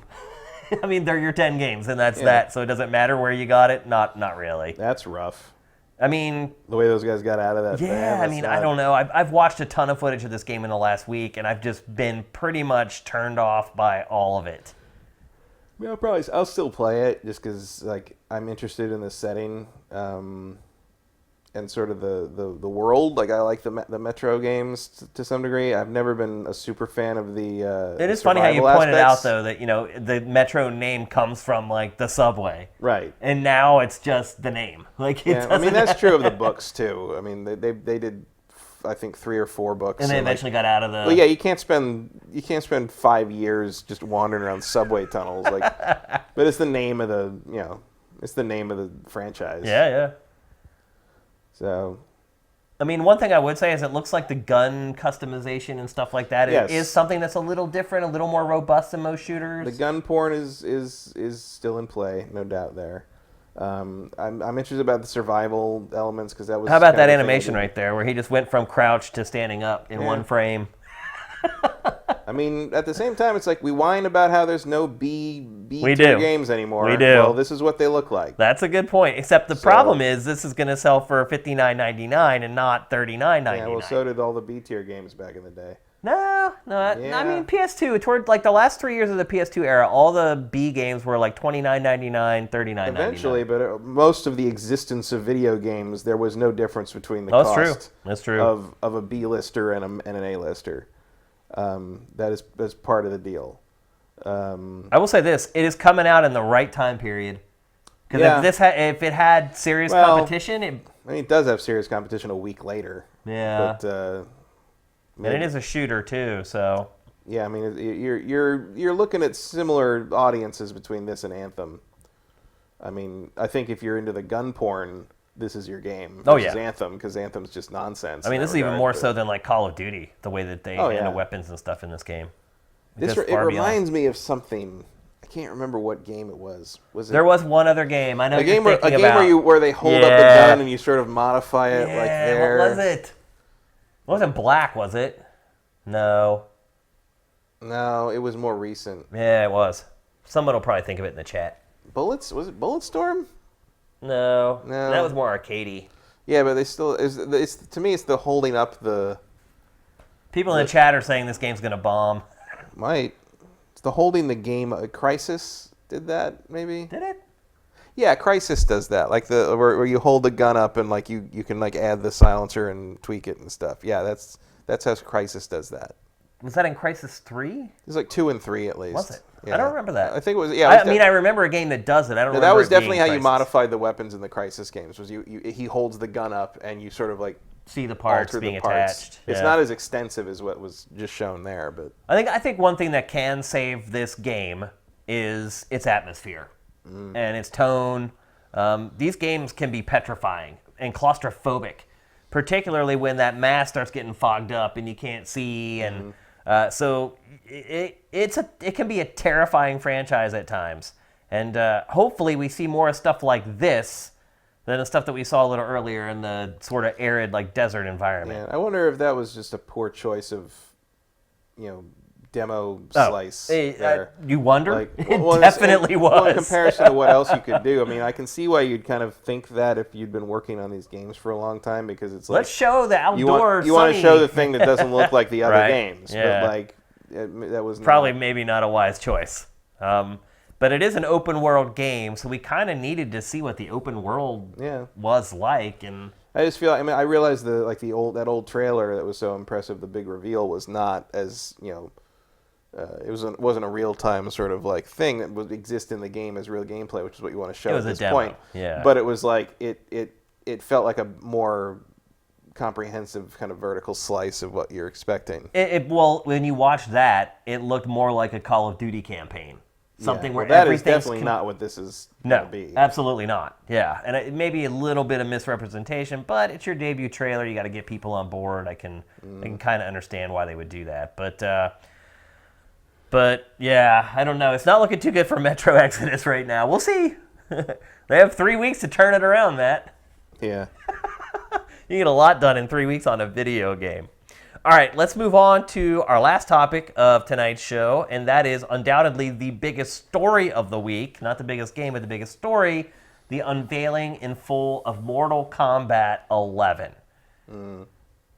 Big event. Yep. There's like one in LA, one in London. Yep.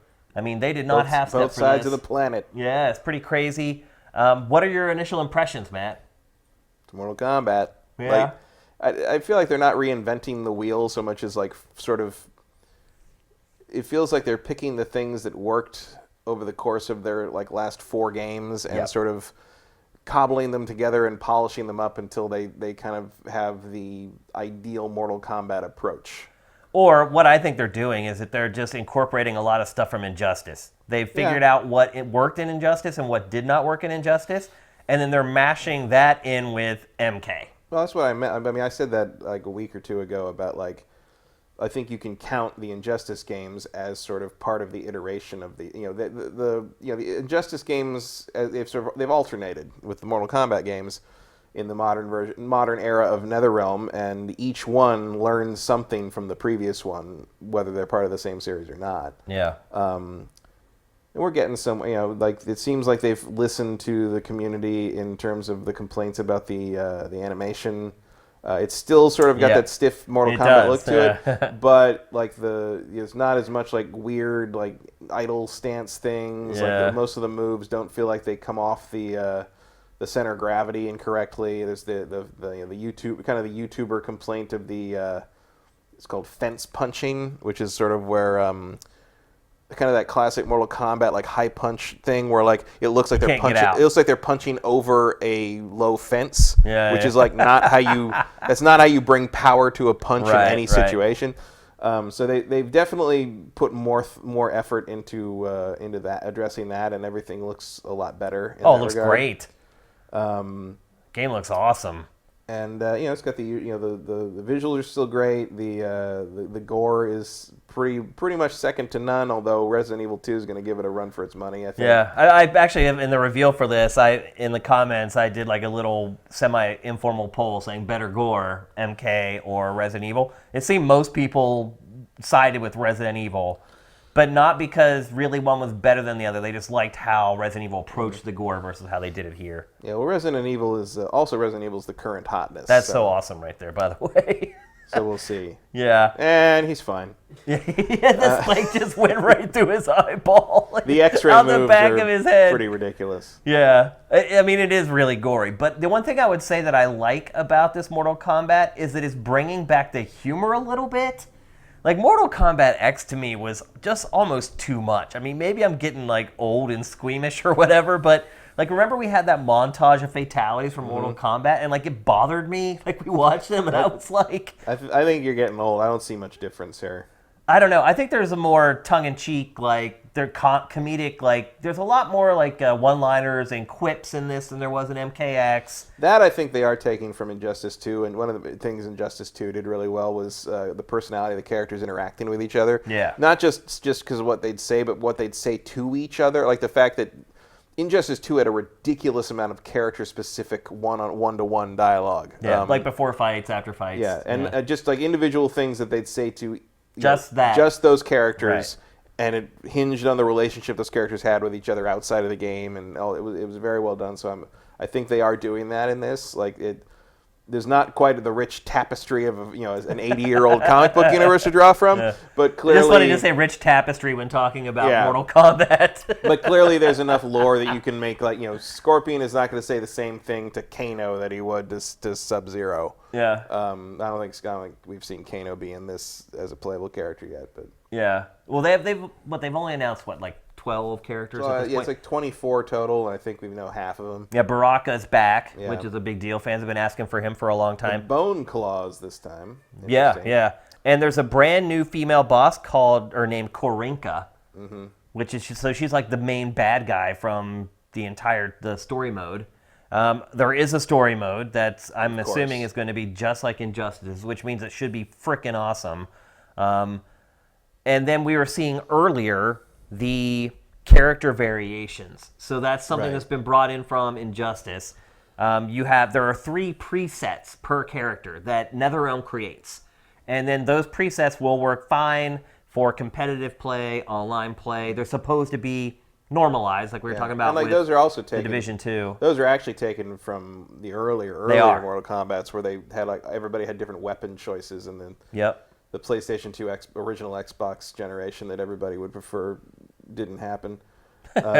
Those are bad games. They were bad, That's where NetherRealm kind of lost its way. But they've learned a lot, and people were a little uncomfortable that kind of thing was coming back for Injustice 2. They was like, I don't know, 3 versions of everybody, but they pulled it off. So. And then you'll also be able to buy cosmetics. They're saying all the DLC is supposed to be just cosmetic, but people are concerned because there was kind of the ability to buy upgrades for characters in Injustice that actually made the characters better. Yeah, but I don't think that worked in competitive. It doesn't. And that's what they're saying. Those 3 variations that they created will be playable in competitive play. But the stuff that you do on your own will not be. Yeah, that stuff. And that stuff may actually help your character be more powerful. Yeah, well, but you can use it for because look, if you really want a preview of this game, play Injustice 2. Yeah, pretty much. There will be, I guarantee you, there will be that kind of mission mode that Injustice 2 that it had that every week they change it up. It was almost like a mobile game. They already announced it. Yeah. So it's it's called all that stuff is going to be very similar, and that's the stuff where you can use the things you can get to power up the character. That's where you'll use those because nobody cares because it's all sort of community versus environment. Right. And they said environmental stuff is going to be a much bigger deal. Again, something that comes from Injustice. That was kind of one of its hallmarks early on. As you mentioned, you're talking about the mode where things come online for a certain period of time. That's called the tower mode. There's going to be 2 different towers in this game. There's going to be the Tower of Time and then Classic Towers. And like you said, they're basically challenges that you get that may only be available for 2 hours or 2 days or a week. And so it's kind of a way to keep people engaged with the game and always coming back to see, hey, what's the new tower challenge for today or whatever. I think the concern is pay-to-win DLC, though, with the variation stuff. But again, as long as they don't allow them in pure competitive play, then it shouldn't be a problem. Yeah, you're not going to see that in online versus. It doesn't matter. Yeah. And I don't think anybody minds having an edge on the kind of the tower stuff. That's just a feeling of growth. Yep. There's a brand new mode called Conquer with a K that they have not announced any information on. Information's supposed to come out regarding that in 2 weeks or something like that. The biggest change that we haven't talked about, though, is the change to how the meters work. Yeah. They've split them. So it used to be that you had 1 meter that you use for both your offense and your defense. Yeah.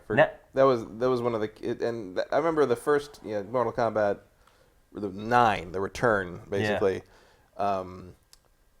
the meter being shared between like combo breakers and supers basically meant that nobody ever used anything but combo breakers. Yep, exactly. Like, it was more valuable to break the enemy's combo than it would ever be to use an X-ray or anything like that. So I feel like NetherRealm has spent several games struggling to find a way to keep combo breakers and that kind of defensive option viable without taking away one of the big, hype moment elements of the game, the super moves, which this seems to be their solution to this, by splitting it into 2 meters, one of which is a cooldown, which is There's a defensive and an offensive meter. Yeah.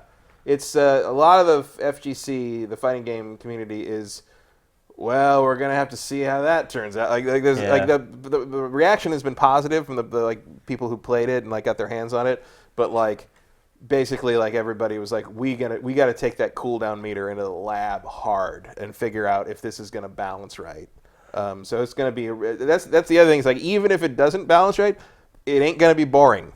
There's a lot of stuff to learn about this game and how it's gonna play out when it hits contact with the competitive community, and that makes it already a more interesting prospect than Injustice 2 was in a lot of ways. They have made some slight compromises for more casual players. For instance, combos are a lot easier to pull off now, which may anger really good players, but chaining combos together has not been changed. So the really good players will be able to use quirks of the combat to still do stuff that casuals could never dream of. So I think it'll be all right. Within 1 week, the really good guys, really good players, find ways to exploit this stuff that you would never imagine. Oh yeah, it's like when I watch Evo. Yeah, and it's like they're playing. Like when I watch them play Injustice, it's like they're playing a game I never played. Right. I'm just like, wait a minute. I mean, the first week of 10. Somebody discovered 100% combo with somebody. They just wiped out the entire health meter with and one combo. I learned it, and I was like, I learned a thing, and I played with a couple of my friends, and then they refused to play with me anymore. So and then they nerfed it 2 days later. Yeah, and then it was gone in a week. But, how do you feel about an impending NetherRealm story mode based on Mortal Kombat? Cool. I like them. Do you like the plot and everything? Related to MK? Yeah, I think they're fun. I like how how 9 sort of retold 1 and 2, and I don't remember a whole lot about the last one. Precisely, really. Yeah. But it's just fun kind of, it's based on those old kind of Enter the Dragon style cheesy kung fu movies. That's where they get them from. See, that's one place where I think Injustice is better than Mortal Kombat. Well, the DC universe is a more compelling group of characters than these guys are ever going to be. But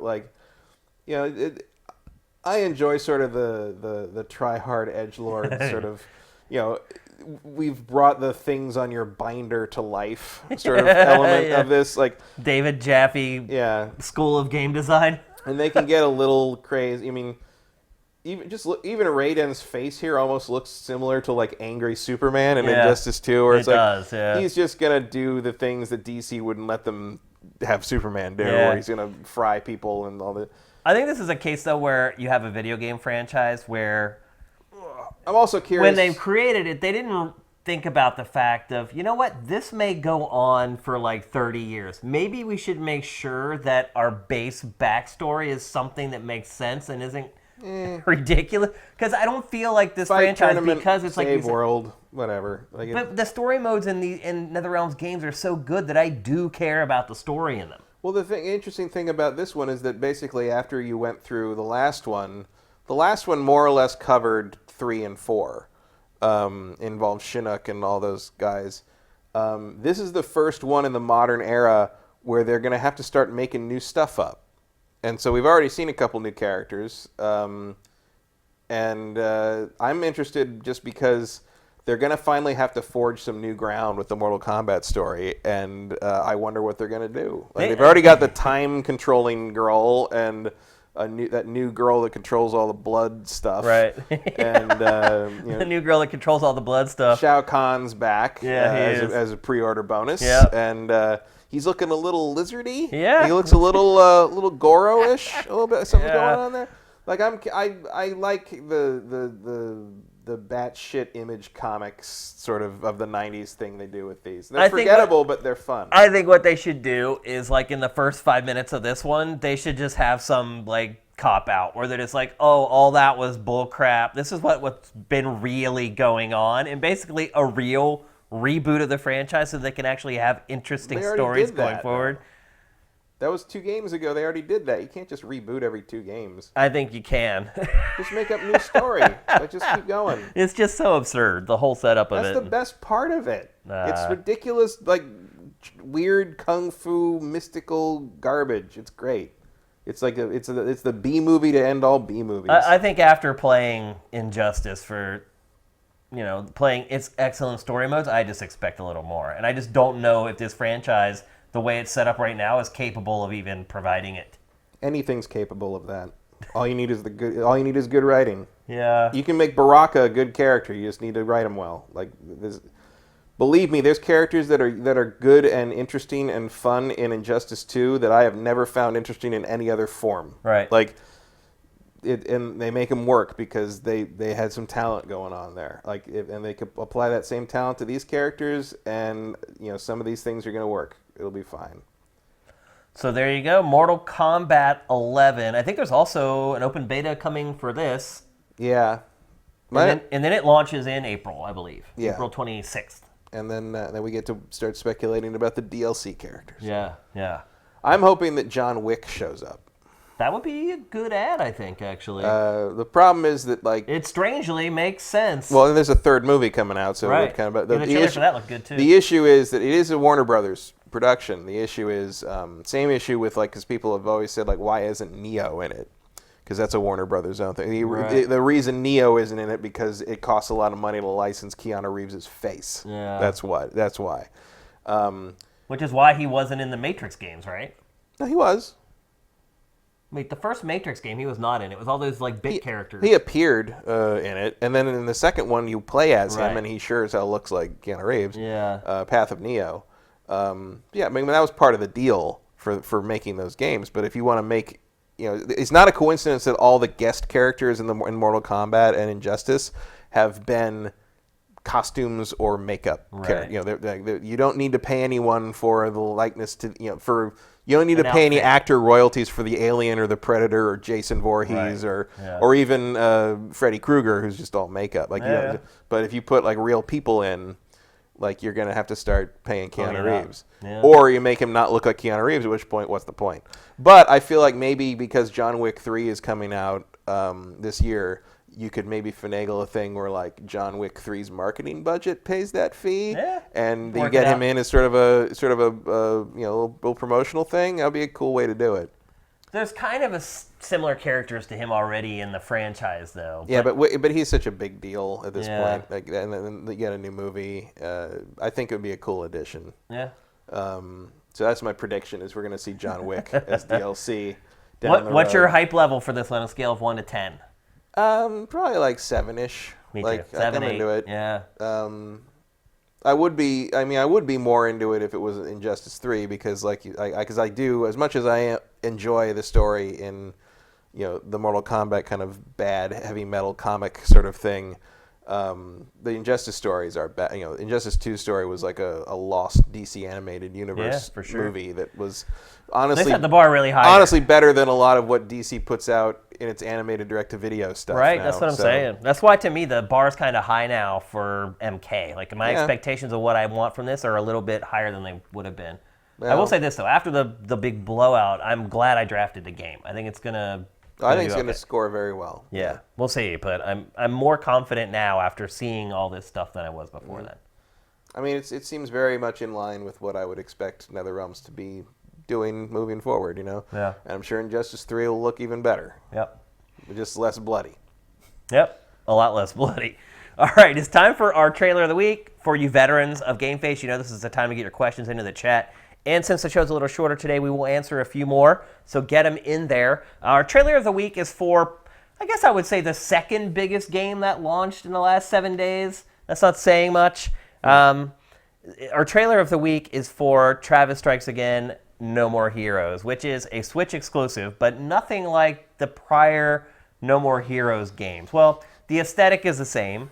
Yeah, but the gameplay is more like it's like a top-down Diablo-ish sort of Diablo-ish brawler. Yeah, but I have not had a chance to play it. Its reviews have not been really good. They've been all over the place. Yeah. Like, there have been some mediocre scores, bad scores, like higher scores that are like, if you like Grasshopper Manufacture, you know what you're getting into. That's the case where the assigning editor probably gave the game to the wrong person on his staff. Or even like, I mean, a lot of the mediocre scores are also like, it's a Grasshopper game. Yeah. Like you know what you're doing. You know what you're getting. If you played these before, you know what to expect. Style over substance. Yeah, very much. Yeah. I still haven't quite decided, what if I'm gonna jump into it. I've had money sitting on my Nintendo account literally for like 5 years. Yeah. $60 has been sitting there for forever, and I think I might finally spend a little bit of it on this game. I mean, I love the first one. I love Grasshopper.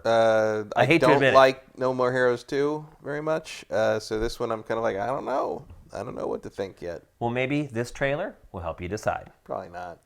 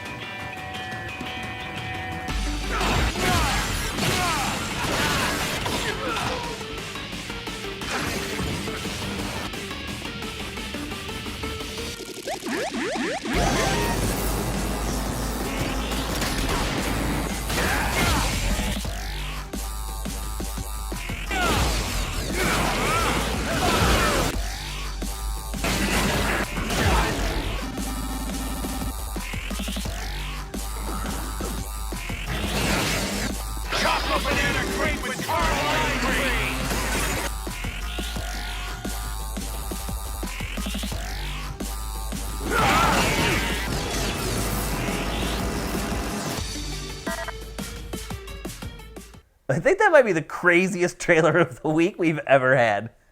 There's definitely the lure of it is like, how does that all end up in the same game? Yeah, Like, it's like you watch that, you're like, this is the same game, all these different parts. That's Grasshopper, though. Man. I will say this about Grasshopper. Suda51 don't care. He does not care about like game design rules or anything like that. That's one thing I'll say about his games is you can expect the unexpected. Yep. A lot of games are like, okay, but that's not, we're going to stay in our lane. Like, he doesn't worry about staying in a lane. No. He's just like, I came up with this crazy idea, and we're going to put it in the game. But that doesn't match, it doesn't matter. I came up with a crazy idea, and we're going to put it in the game. So there you go.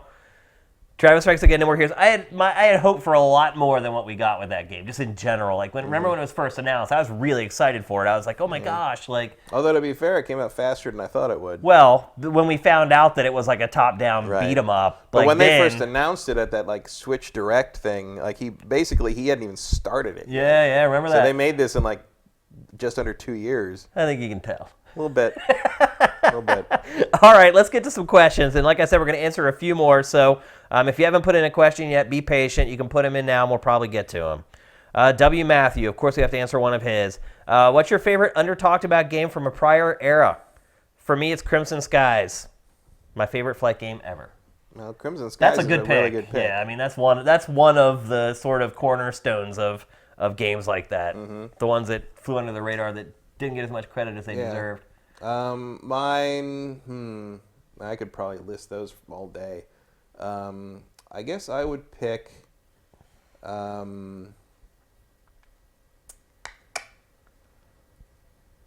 mean, my go-to would probably be Dragon Force on the Sega Saturn, which is, the new Fire Emblem seems to be taking some lessons from it, but it's a strategy RPG, but you pick one of 7 kingdoms and basically have to conquer the continent. And the battles are, you have individual characters, but those characters each have armies of 100 soldiers and of different types. And it's kind of a rock, paper, scissors thing, or more like Pokemon, because there's like 8 different things. This beats that beats this. And you have to kind of pick their formations and then like have them charge in. And like, the battles actually last a while. And they have sort of this epic sort of like charge, and everybody like freaks out. And like sometimes you can have dragons and vampires and demons and sirens, but in addition to like normal like enemies. And like you picked the 7 or 8 different rulers, and each one is a totally different story that kind of comes together to explain the overall story together. And I must have played that game for 300 hours in college. Wow. Like I played that endlessly. It was fascinating to me, and I actually, there's a Saturn emulator now where you can just put the disc in the PC and it'll just play. Really? And it plays pretty well. Like, and so I played it again, and I got sucked in for like 30 more Wow. hours. I was like, I got other things to do. That's crazy. But I would kill to see that game get remastered and released here. It did get a remaster, I think, in Japan on the Vita or the PSP, something like that. But I would love to see that game come back. So that would be that's one of the games I feel like a lot of people just don't know about, because they made like 1,000 copies because it was a Working Designs game on the Saturn. But it was fantastic. It's one of my favorite games of all time. I could, like Matt, I could just name dozens and dozens of games like this. In fact, I can think of 3 just for the N64.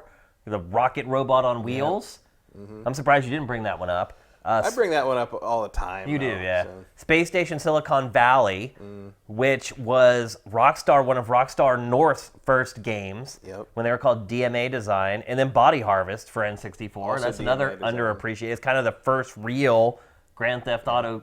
It's DMA Design's dry run for GTA 3. Yeah, it was, absolutely. Which Rockstar would prefer you not talk about. Yeah. Which I can Yeah, tell you. they I can don't tell you from experience. It's so weird that they try to deny their past. Well, that's the sad their thing. Their past wasn't cool enough, I guess. No. Well, this is the sad thing. Is like Body Harvest is really cool. A remaster would be great. A remake would be even better. But they're never going to admit that style of gameplay existed before GTA 3. Yeah, and then going up a generation, Time Splitters is a game that I thought was really good, that was underappreciated. I mean, I could just go on and on. There's just, like, every console has at least, like, a handful of games that just flew under the radar, but were still and great. Things that, like, you're never going to see again because the licensing makes it a problem, like Beetle Adventure Racing. Yeah, that's another good N64 game that flew under the radar. Absolutely. So there's tons. Majora Tom 91. Crimson Skies, by the way, is available for like $10 on Xbox One now. So it is, yeah. Backwards compatible, and it looks great. Yeah, it does. It's really good, so I highly recommend trying that out. I like questions like this one from Majora Tom 91. Which do you think is more likely to happen in 2019? All of Sony's current slate of upcoming PS4 games release, or Star Wars and Jedi Fallen Order actually release in the fall? Or 3 choices. Or Microsoft puts out a worthwhile exclusive game for Xbox One not named Ori and the Will of the Wisp or Forza. I think Jedi Fallen Order coming out this year is the most likely of those 3 Yeah, things. definitely. Yep. It has to. Especially after what just happened with EA and Star Wars. Yeah. There has to be a Star Wars game this year, and there's only one announced for this year. Yeah. It's coming. Like, if EA and Respawn have to hire another 100 people to come in and work on that game to get it finished, they'll do it. Respawn will get it done. I don't know if it'll be any good, but Respawn will get it done. Absolutely. As to your other stuff, the 3 PS4 games, that's probably the least likely. Yeah, of the 3. mean, Microsoft releasing a worthwhile, that's a pretty good long shot too. But I have a hard time believing that we'd see all of those this year. I think that's the least likely because you don't need that all of them. Frankly, you don't really want it. Yeah.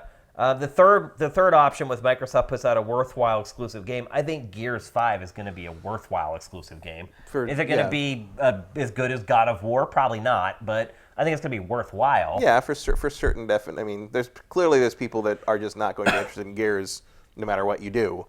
But that's true of anything. I think Gears 5 will be solid. And he must have forgot about Crackdown 3. I mean. Oh, I don't think anybody forgot about Crackdown 3. Is there another game more worthwhile than Crackdown 3? Bring back Fable. I'm down with that. I have a feeling that is absolutely going to happen with one of these new studios that they just bought. Freeze Frame Rate with the great reviews of Resident Evil 2 out today on my drafted team. Which game do you think will have better sales, RE2 or Kingdom Hearts 3? It's easy.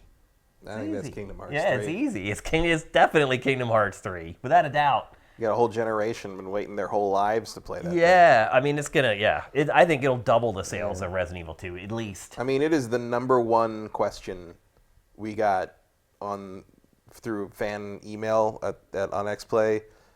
since literally the day Kingdom Hearts 2 came out. Yeah. Someone sent us an email saying, when's Kingdom Hearts 3 coming out? And it was the most common question till the end of the show 8 years later. I'll tell you what blew my mind is last week Square Enix put out like a fan trailer for Kingdom Hearts 3, and we didn't curate it because it was all just like propaganda, like BS. We don't post everything. We actually do make cuts, and we did not curate this trailer. But I was taken aback by the range of people that were in it. Literally, you had 5-year-old kids. You had a 45-year-old dude. You had a 27-year-old woman. You had a bunch of tweens. I mean, it was just the gamut. That game is going to sell like crazy. It crosses like demographic lines like nothing else. They start getting those commercials running on TV. It's going to be a stampede to buy that game. And let's also not forget, it ain't rated M. Yeah, that's true. There's some people, you've, not that it's a reason to not do it, but like you've limited your audience to some degree just by being as nakedly gory as Resident Evil 2 is, which I love. I think it looks great. But there's people that I know will just not play that, but they would play Kingdom Hearts 3. Yeah. Kingdom Hearts 3 is going to, I think, surprise people how big that thing is. Yeah. I mean, I think Resident Evil 2 will do pretty well. Oh, yeah. Resident Evil 2 it'll probably end up selling 5-7 million, something like that. Yeah. Also, I mean, it's the first Resident Evil I've been interested in years. Yeah. I think a lot of people would agree with you on that one. Yeah. So, yeah. But to be fair, Resident Evil has never been a gigantic seller. It's been a great seller, but it's not like Red Dead, like Smash Brothers. Yeah, it's one of Capcom's bigger franchises, but like it's not Monster Hunter. Yeah, they had to whore out Resident Evil 4 to like tons of consoles to get their money back on that game. So it's I mean, that was partly a function of GameCube being GameCube. But. Absolutely. Joaquin Dragoon, are you guys looking forward to Kingdom Hearts 3? You are. Yeah, you are. I wouldn't say I'm missing it, Bob.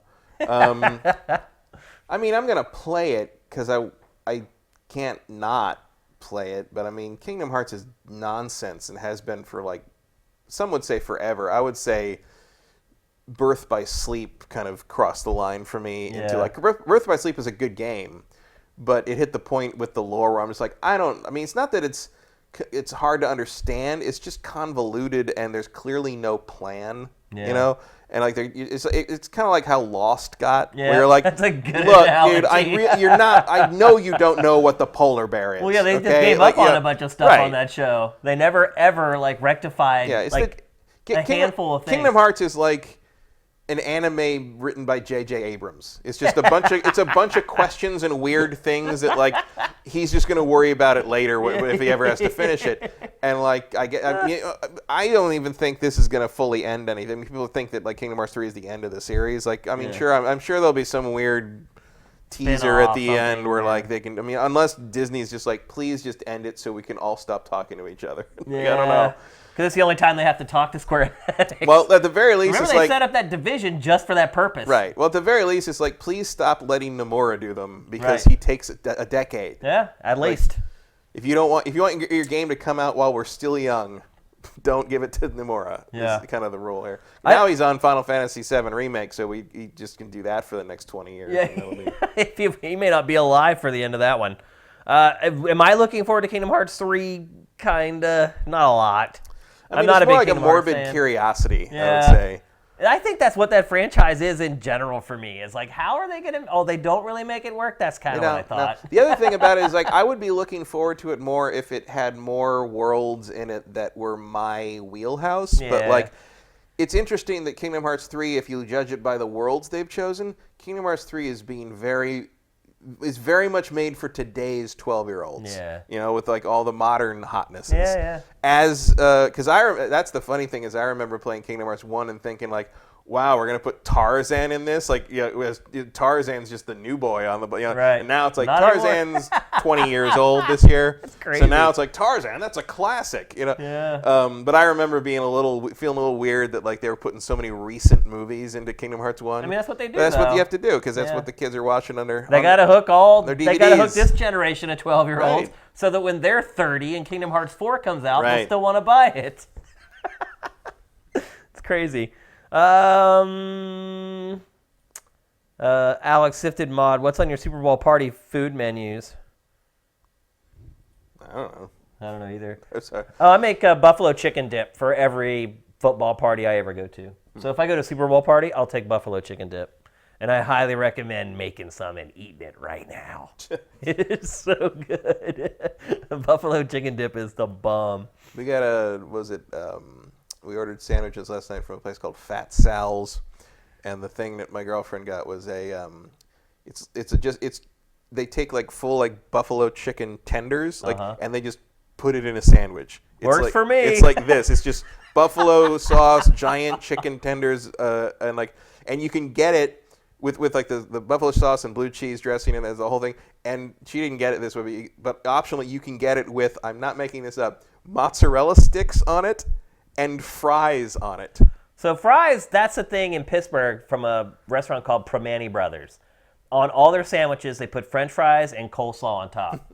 So that doesn't sound as strange to me. I'm sure, yeah. But I've never seen mozzarella sticks on a sandwich? Mozzarella sticks is one of their standard toppings you can choose on their sandwiches. They're not named Fat Sal's for nothing. Sal's. Yeah. I'll have to stop by there. Yeah. It sounds pretty good. They're better in person than getting delivered. Because it's all fried and it gets all congealed and nasty. Yeah, it doesn't travel too well, but it still tastes pretty good. Here's J. Reed Vic 7. For me, Rise of the Tomb Raider is one of the rare games this gen where a sequel raised the bar and elevated a burgeoning series to new heights, like Assassin's Creed 2, Mass Effect 2, Uncharted 2, etc. Why does it seem like most sequels this generation have failed to do that, whether it's Wolfenstein, Destiny, Shadow of War, etc.? I would say Shadow of War did do that. With the Nemesis system? The advances in the Nemesis system and kind of the larger scale Battlefield stuff, I think Shadow of War did that. I think part of it is like, I think Rise of the Tomb Raider and Assassin's Creed 2 both benefited from the fact that in large part those two sequels were okay, the first one did okay, now you can make one with more freedom, a bigger budget to do all the things that you had to cut from the first game. Yeah. That was definitely what happened with Assassin's Creed 2. And I think Rise of the Tomb Raider feels much more like a full realization of what they were trying to do with the first Tomb Raider, but maybe we're still trying to figure out what it was going to be before they could do that. Shadow of the Tomb Raider, not so much. But I would say that happens more often than I would sometimes expect. I think Shadow of War pulled it off. I'm trying to think of other games that expand. I mean, Red Dead Redemption 2, but that was an 8-year development cycle. Yeah. It's an interesting idea, interesting question. I think it's just tech, honestly, because last generation was the HD era. There's a lot of innovation going on. There was a lot of game design innovation going on. You're seeing the maturation of the open world game. You're seeing the genesis of the game as a service. This generation, we never saw the leap technologically that we saw in generations prior, and I think that overall has kind of thrown a wet blanket on innovation in general. Well, I think because if you don't have a 4K TV, you haven't seen a lot of benefit. There isn't really an innovation there. And I think that's just kind of been a blanket sort of theme across the industry for this entire generation. I tell you what I do hope gets a sequel like that is Horizon Zero Dawn. Yeah, I'd agree. The other thing I would say, too, is that the second of everything is almost always the best. So if you look at most of your favorite bands, their first album is what puts them on the map. The second album is almost always their best album because they know at that point they know what their sound is, but they've refined it and they found a producer who knows how to produce it. The other thing with music is that for a lot of bands, their first album is a collection of their first EPs or their first singles that they put onto an album. Maybe they add like one or two more tracks.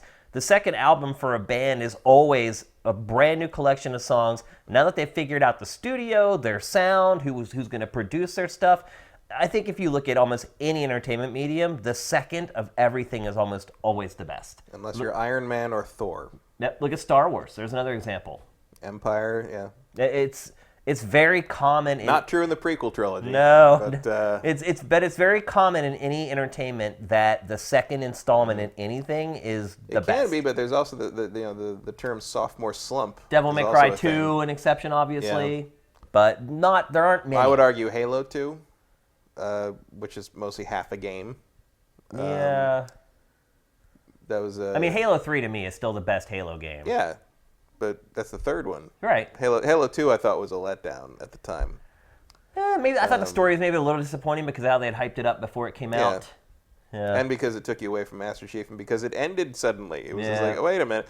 It didn't even have that level they showed. I remember I went to Microsoft to play that live and for a review with like 20 other people or whatever, and I could not believe when the game ended. Mm-hmm. Because I looked over, and I think I was playing next to Dan Shu from EGM like the whole time, and he was a little bit ahead of me. I had taken like a lunch or something, and he was a little bit ahead of me. And I looked over, and he was, I guess I can spoil it now, but he was in that part where you're just riding the Warthog through that crazy, almost like half pipe thing.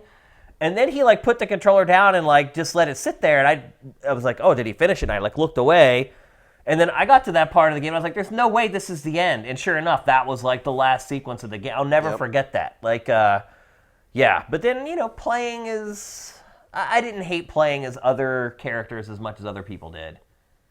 I just never found the Arbiter particularly compelling, especially when you got so little story. It's like my thing with that is like, if you're gonna split that, you better give me double the content. Yeah. Or you better tell a complete story, which they did not. They punted because they knew they couldn't do it on the original Xbox. Cha-ching, cha-ching, cha-ching. They knew. No matter what they put out as Halo 2, as long as it wasn't a piece of crap, it was going to make them a ton of money. Halo 3 got it done in style. That was fine. But like 2, I played that co-op, and we were just like, really? That was really okay. I feel like that's usually tends to be more true of video games. Like the perfecting the second installment is.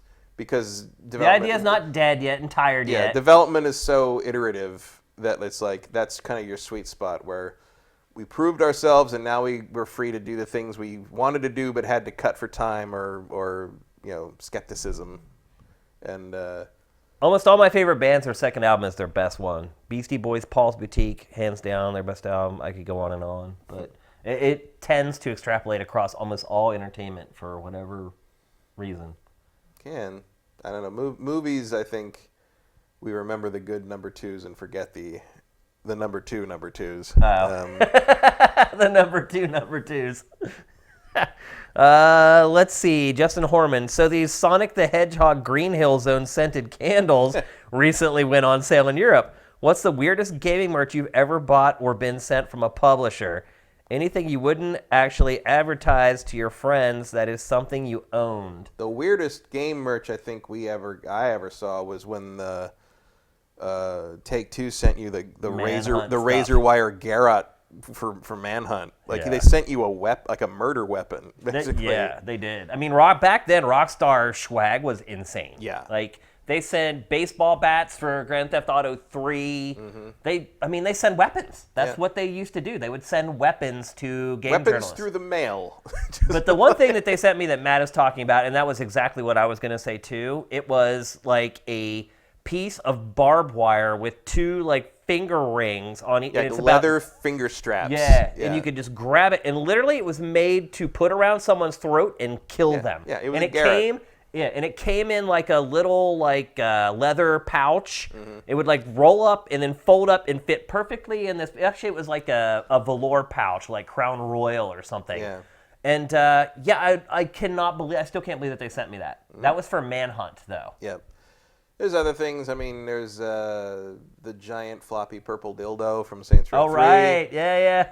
that was a weapon in that game, and they sent out life-size real ones. Dildos to editors, yeah. We got some complaints to HR about that one. It's like we didn't sell. They sent it. We didn't know what it was till we opened the box. I have the Metal Gear Solid Revengeance press kit. It's Raiden's severed arm.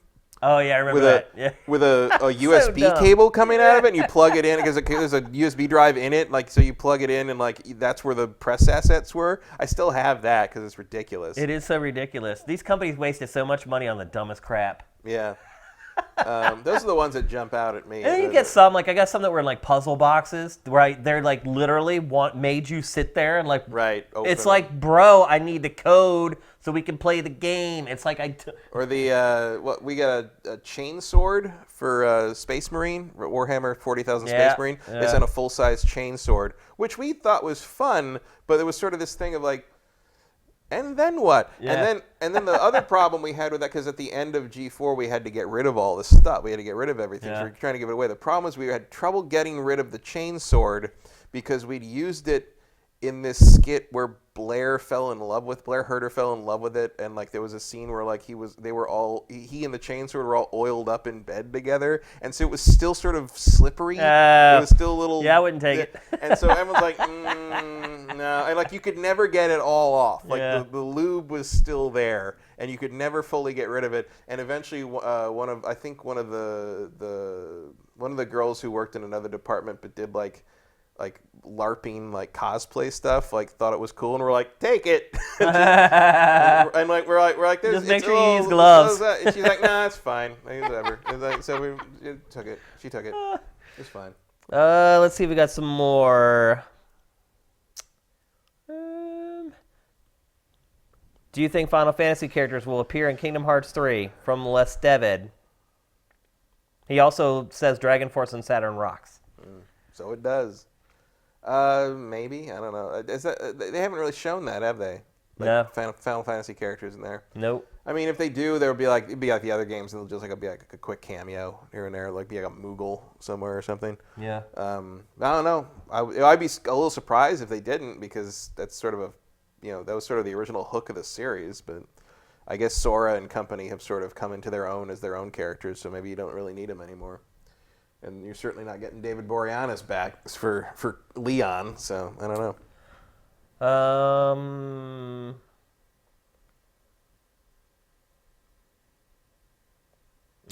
Another one from Majora Tom 91. Any games coming this year you think run the risk of bombing other than Metro Exodus? I think the Division 2 has a chance of bombing. Yeah. Relatively speaking. It's not going to sell nothing, but I think it could sell like 1.5 million or something weird. Yeah, that's possible. I don't know. I'm trying to think. Metroid Prime 4. Metroid's not coming out this year. Yeah, it was just a joke anyway. Yeah, I don't know. I mean, I'm sure there's a bunch of stuff that we're just not even thinking of because it's not. They're not high-profile games, but if you're talking about like things that are like big games that like crash and burn, and we didn't expect, Division 2 could underperform. I don't know about bombing. Crackdown 3. Yeah, I mean, I think that's that's gonna bomb. But is it a bomb when you have really low expectations from the beginning? I don't know. I'm just happy to see the back of it, frankly. Yeah. Just get it out so we can clear the pipeline and start doing something new. So we can move forward. Yeah, that would be great. All right, so I think that's it for the questions. One more thing before we go. First of all, so we obviously do our own fantasy draft, Matt and I, but the website and the rest of the world apparently has gotten in. Really the new hotness this year. Yeah, and no one's give us credit for it.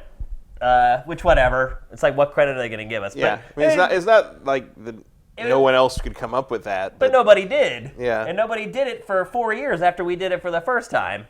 And so, lots of people have started doing video game fantasy drafts this year. They say imitation is the sincerest form of flattery, so I guess I'll take it. But on the flip side of that, we have a league going on SIFTD right now that has 11 or 12 people in it. And over the entire weekend, I picked like 3 games. So it sounds like a league fully used. We're picking on Discord. And so since people are scattered all over the world, it's like once it's someone's turn to pick who lives in Japan or Europe, depending on what time of day or night it is, it's going to be 12 hours until they make their pick. So our draft has been going really, really slow. But if you're not interested in doing something like that takes days and days, Lashik on SIFTD has started.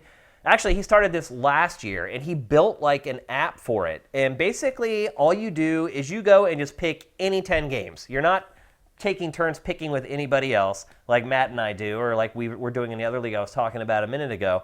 You literally just pick the 10 games that you think are going to score the highest. And he did it last year, and there's a champion from last year, and we're doing it again this year. It is in the forums on SIFTD. If you want to find it, it's very easy to find. If you cannot find it, just at me in DMs on SIFTD, at Shane, and I'll point you in the right direction. But we have a ton of entries already. I already put my entries in, and it's very simple. He has built like a site for it already, where you just use a drop-down menu, and you just choose your 10 games and click submit. And whoever wins that, I'm going to come up with something to give the champ so that it actually has some meaning beyond just having some fun. So like I said, it's in our forums, easy to find. If for some reason you cannot find it, just hit me up. We should be promoting it in the next day or two as well on the homepage, so keep an eye out for that. It's awesome, though. He actually went and built like an interface for this, which is awesome. And to all the people doing fantasy drafts out there, enjoy. It's a little disappointing that they are not at least mentioning us and saying, hey, this website SIFTD started this years ago and now we're doing it. It would be nice if somebody did that, but whatever. It's cool to have come up with something that you're seeing other people doing and enjoying, so be it. That's the way it goes. I'll give you a game that might bomb. Rage 2. Yeah, it's possible. I mean, it's just sort of how Bethesda's game. stuff rolls. I mean, not to say it's going to be bad and bomb, but I feel like Days Gone might underperform. Like I don't know how much. It's going to be a pretty big drought between PS4 exclusives, like big time PS4 exclusives.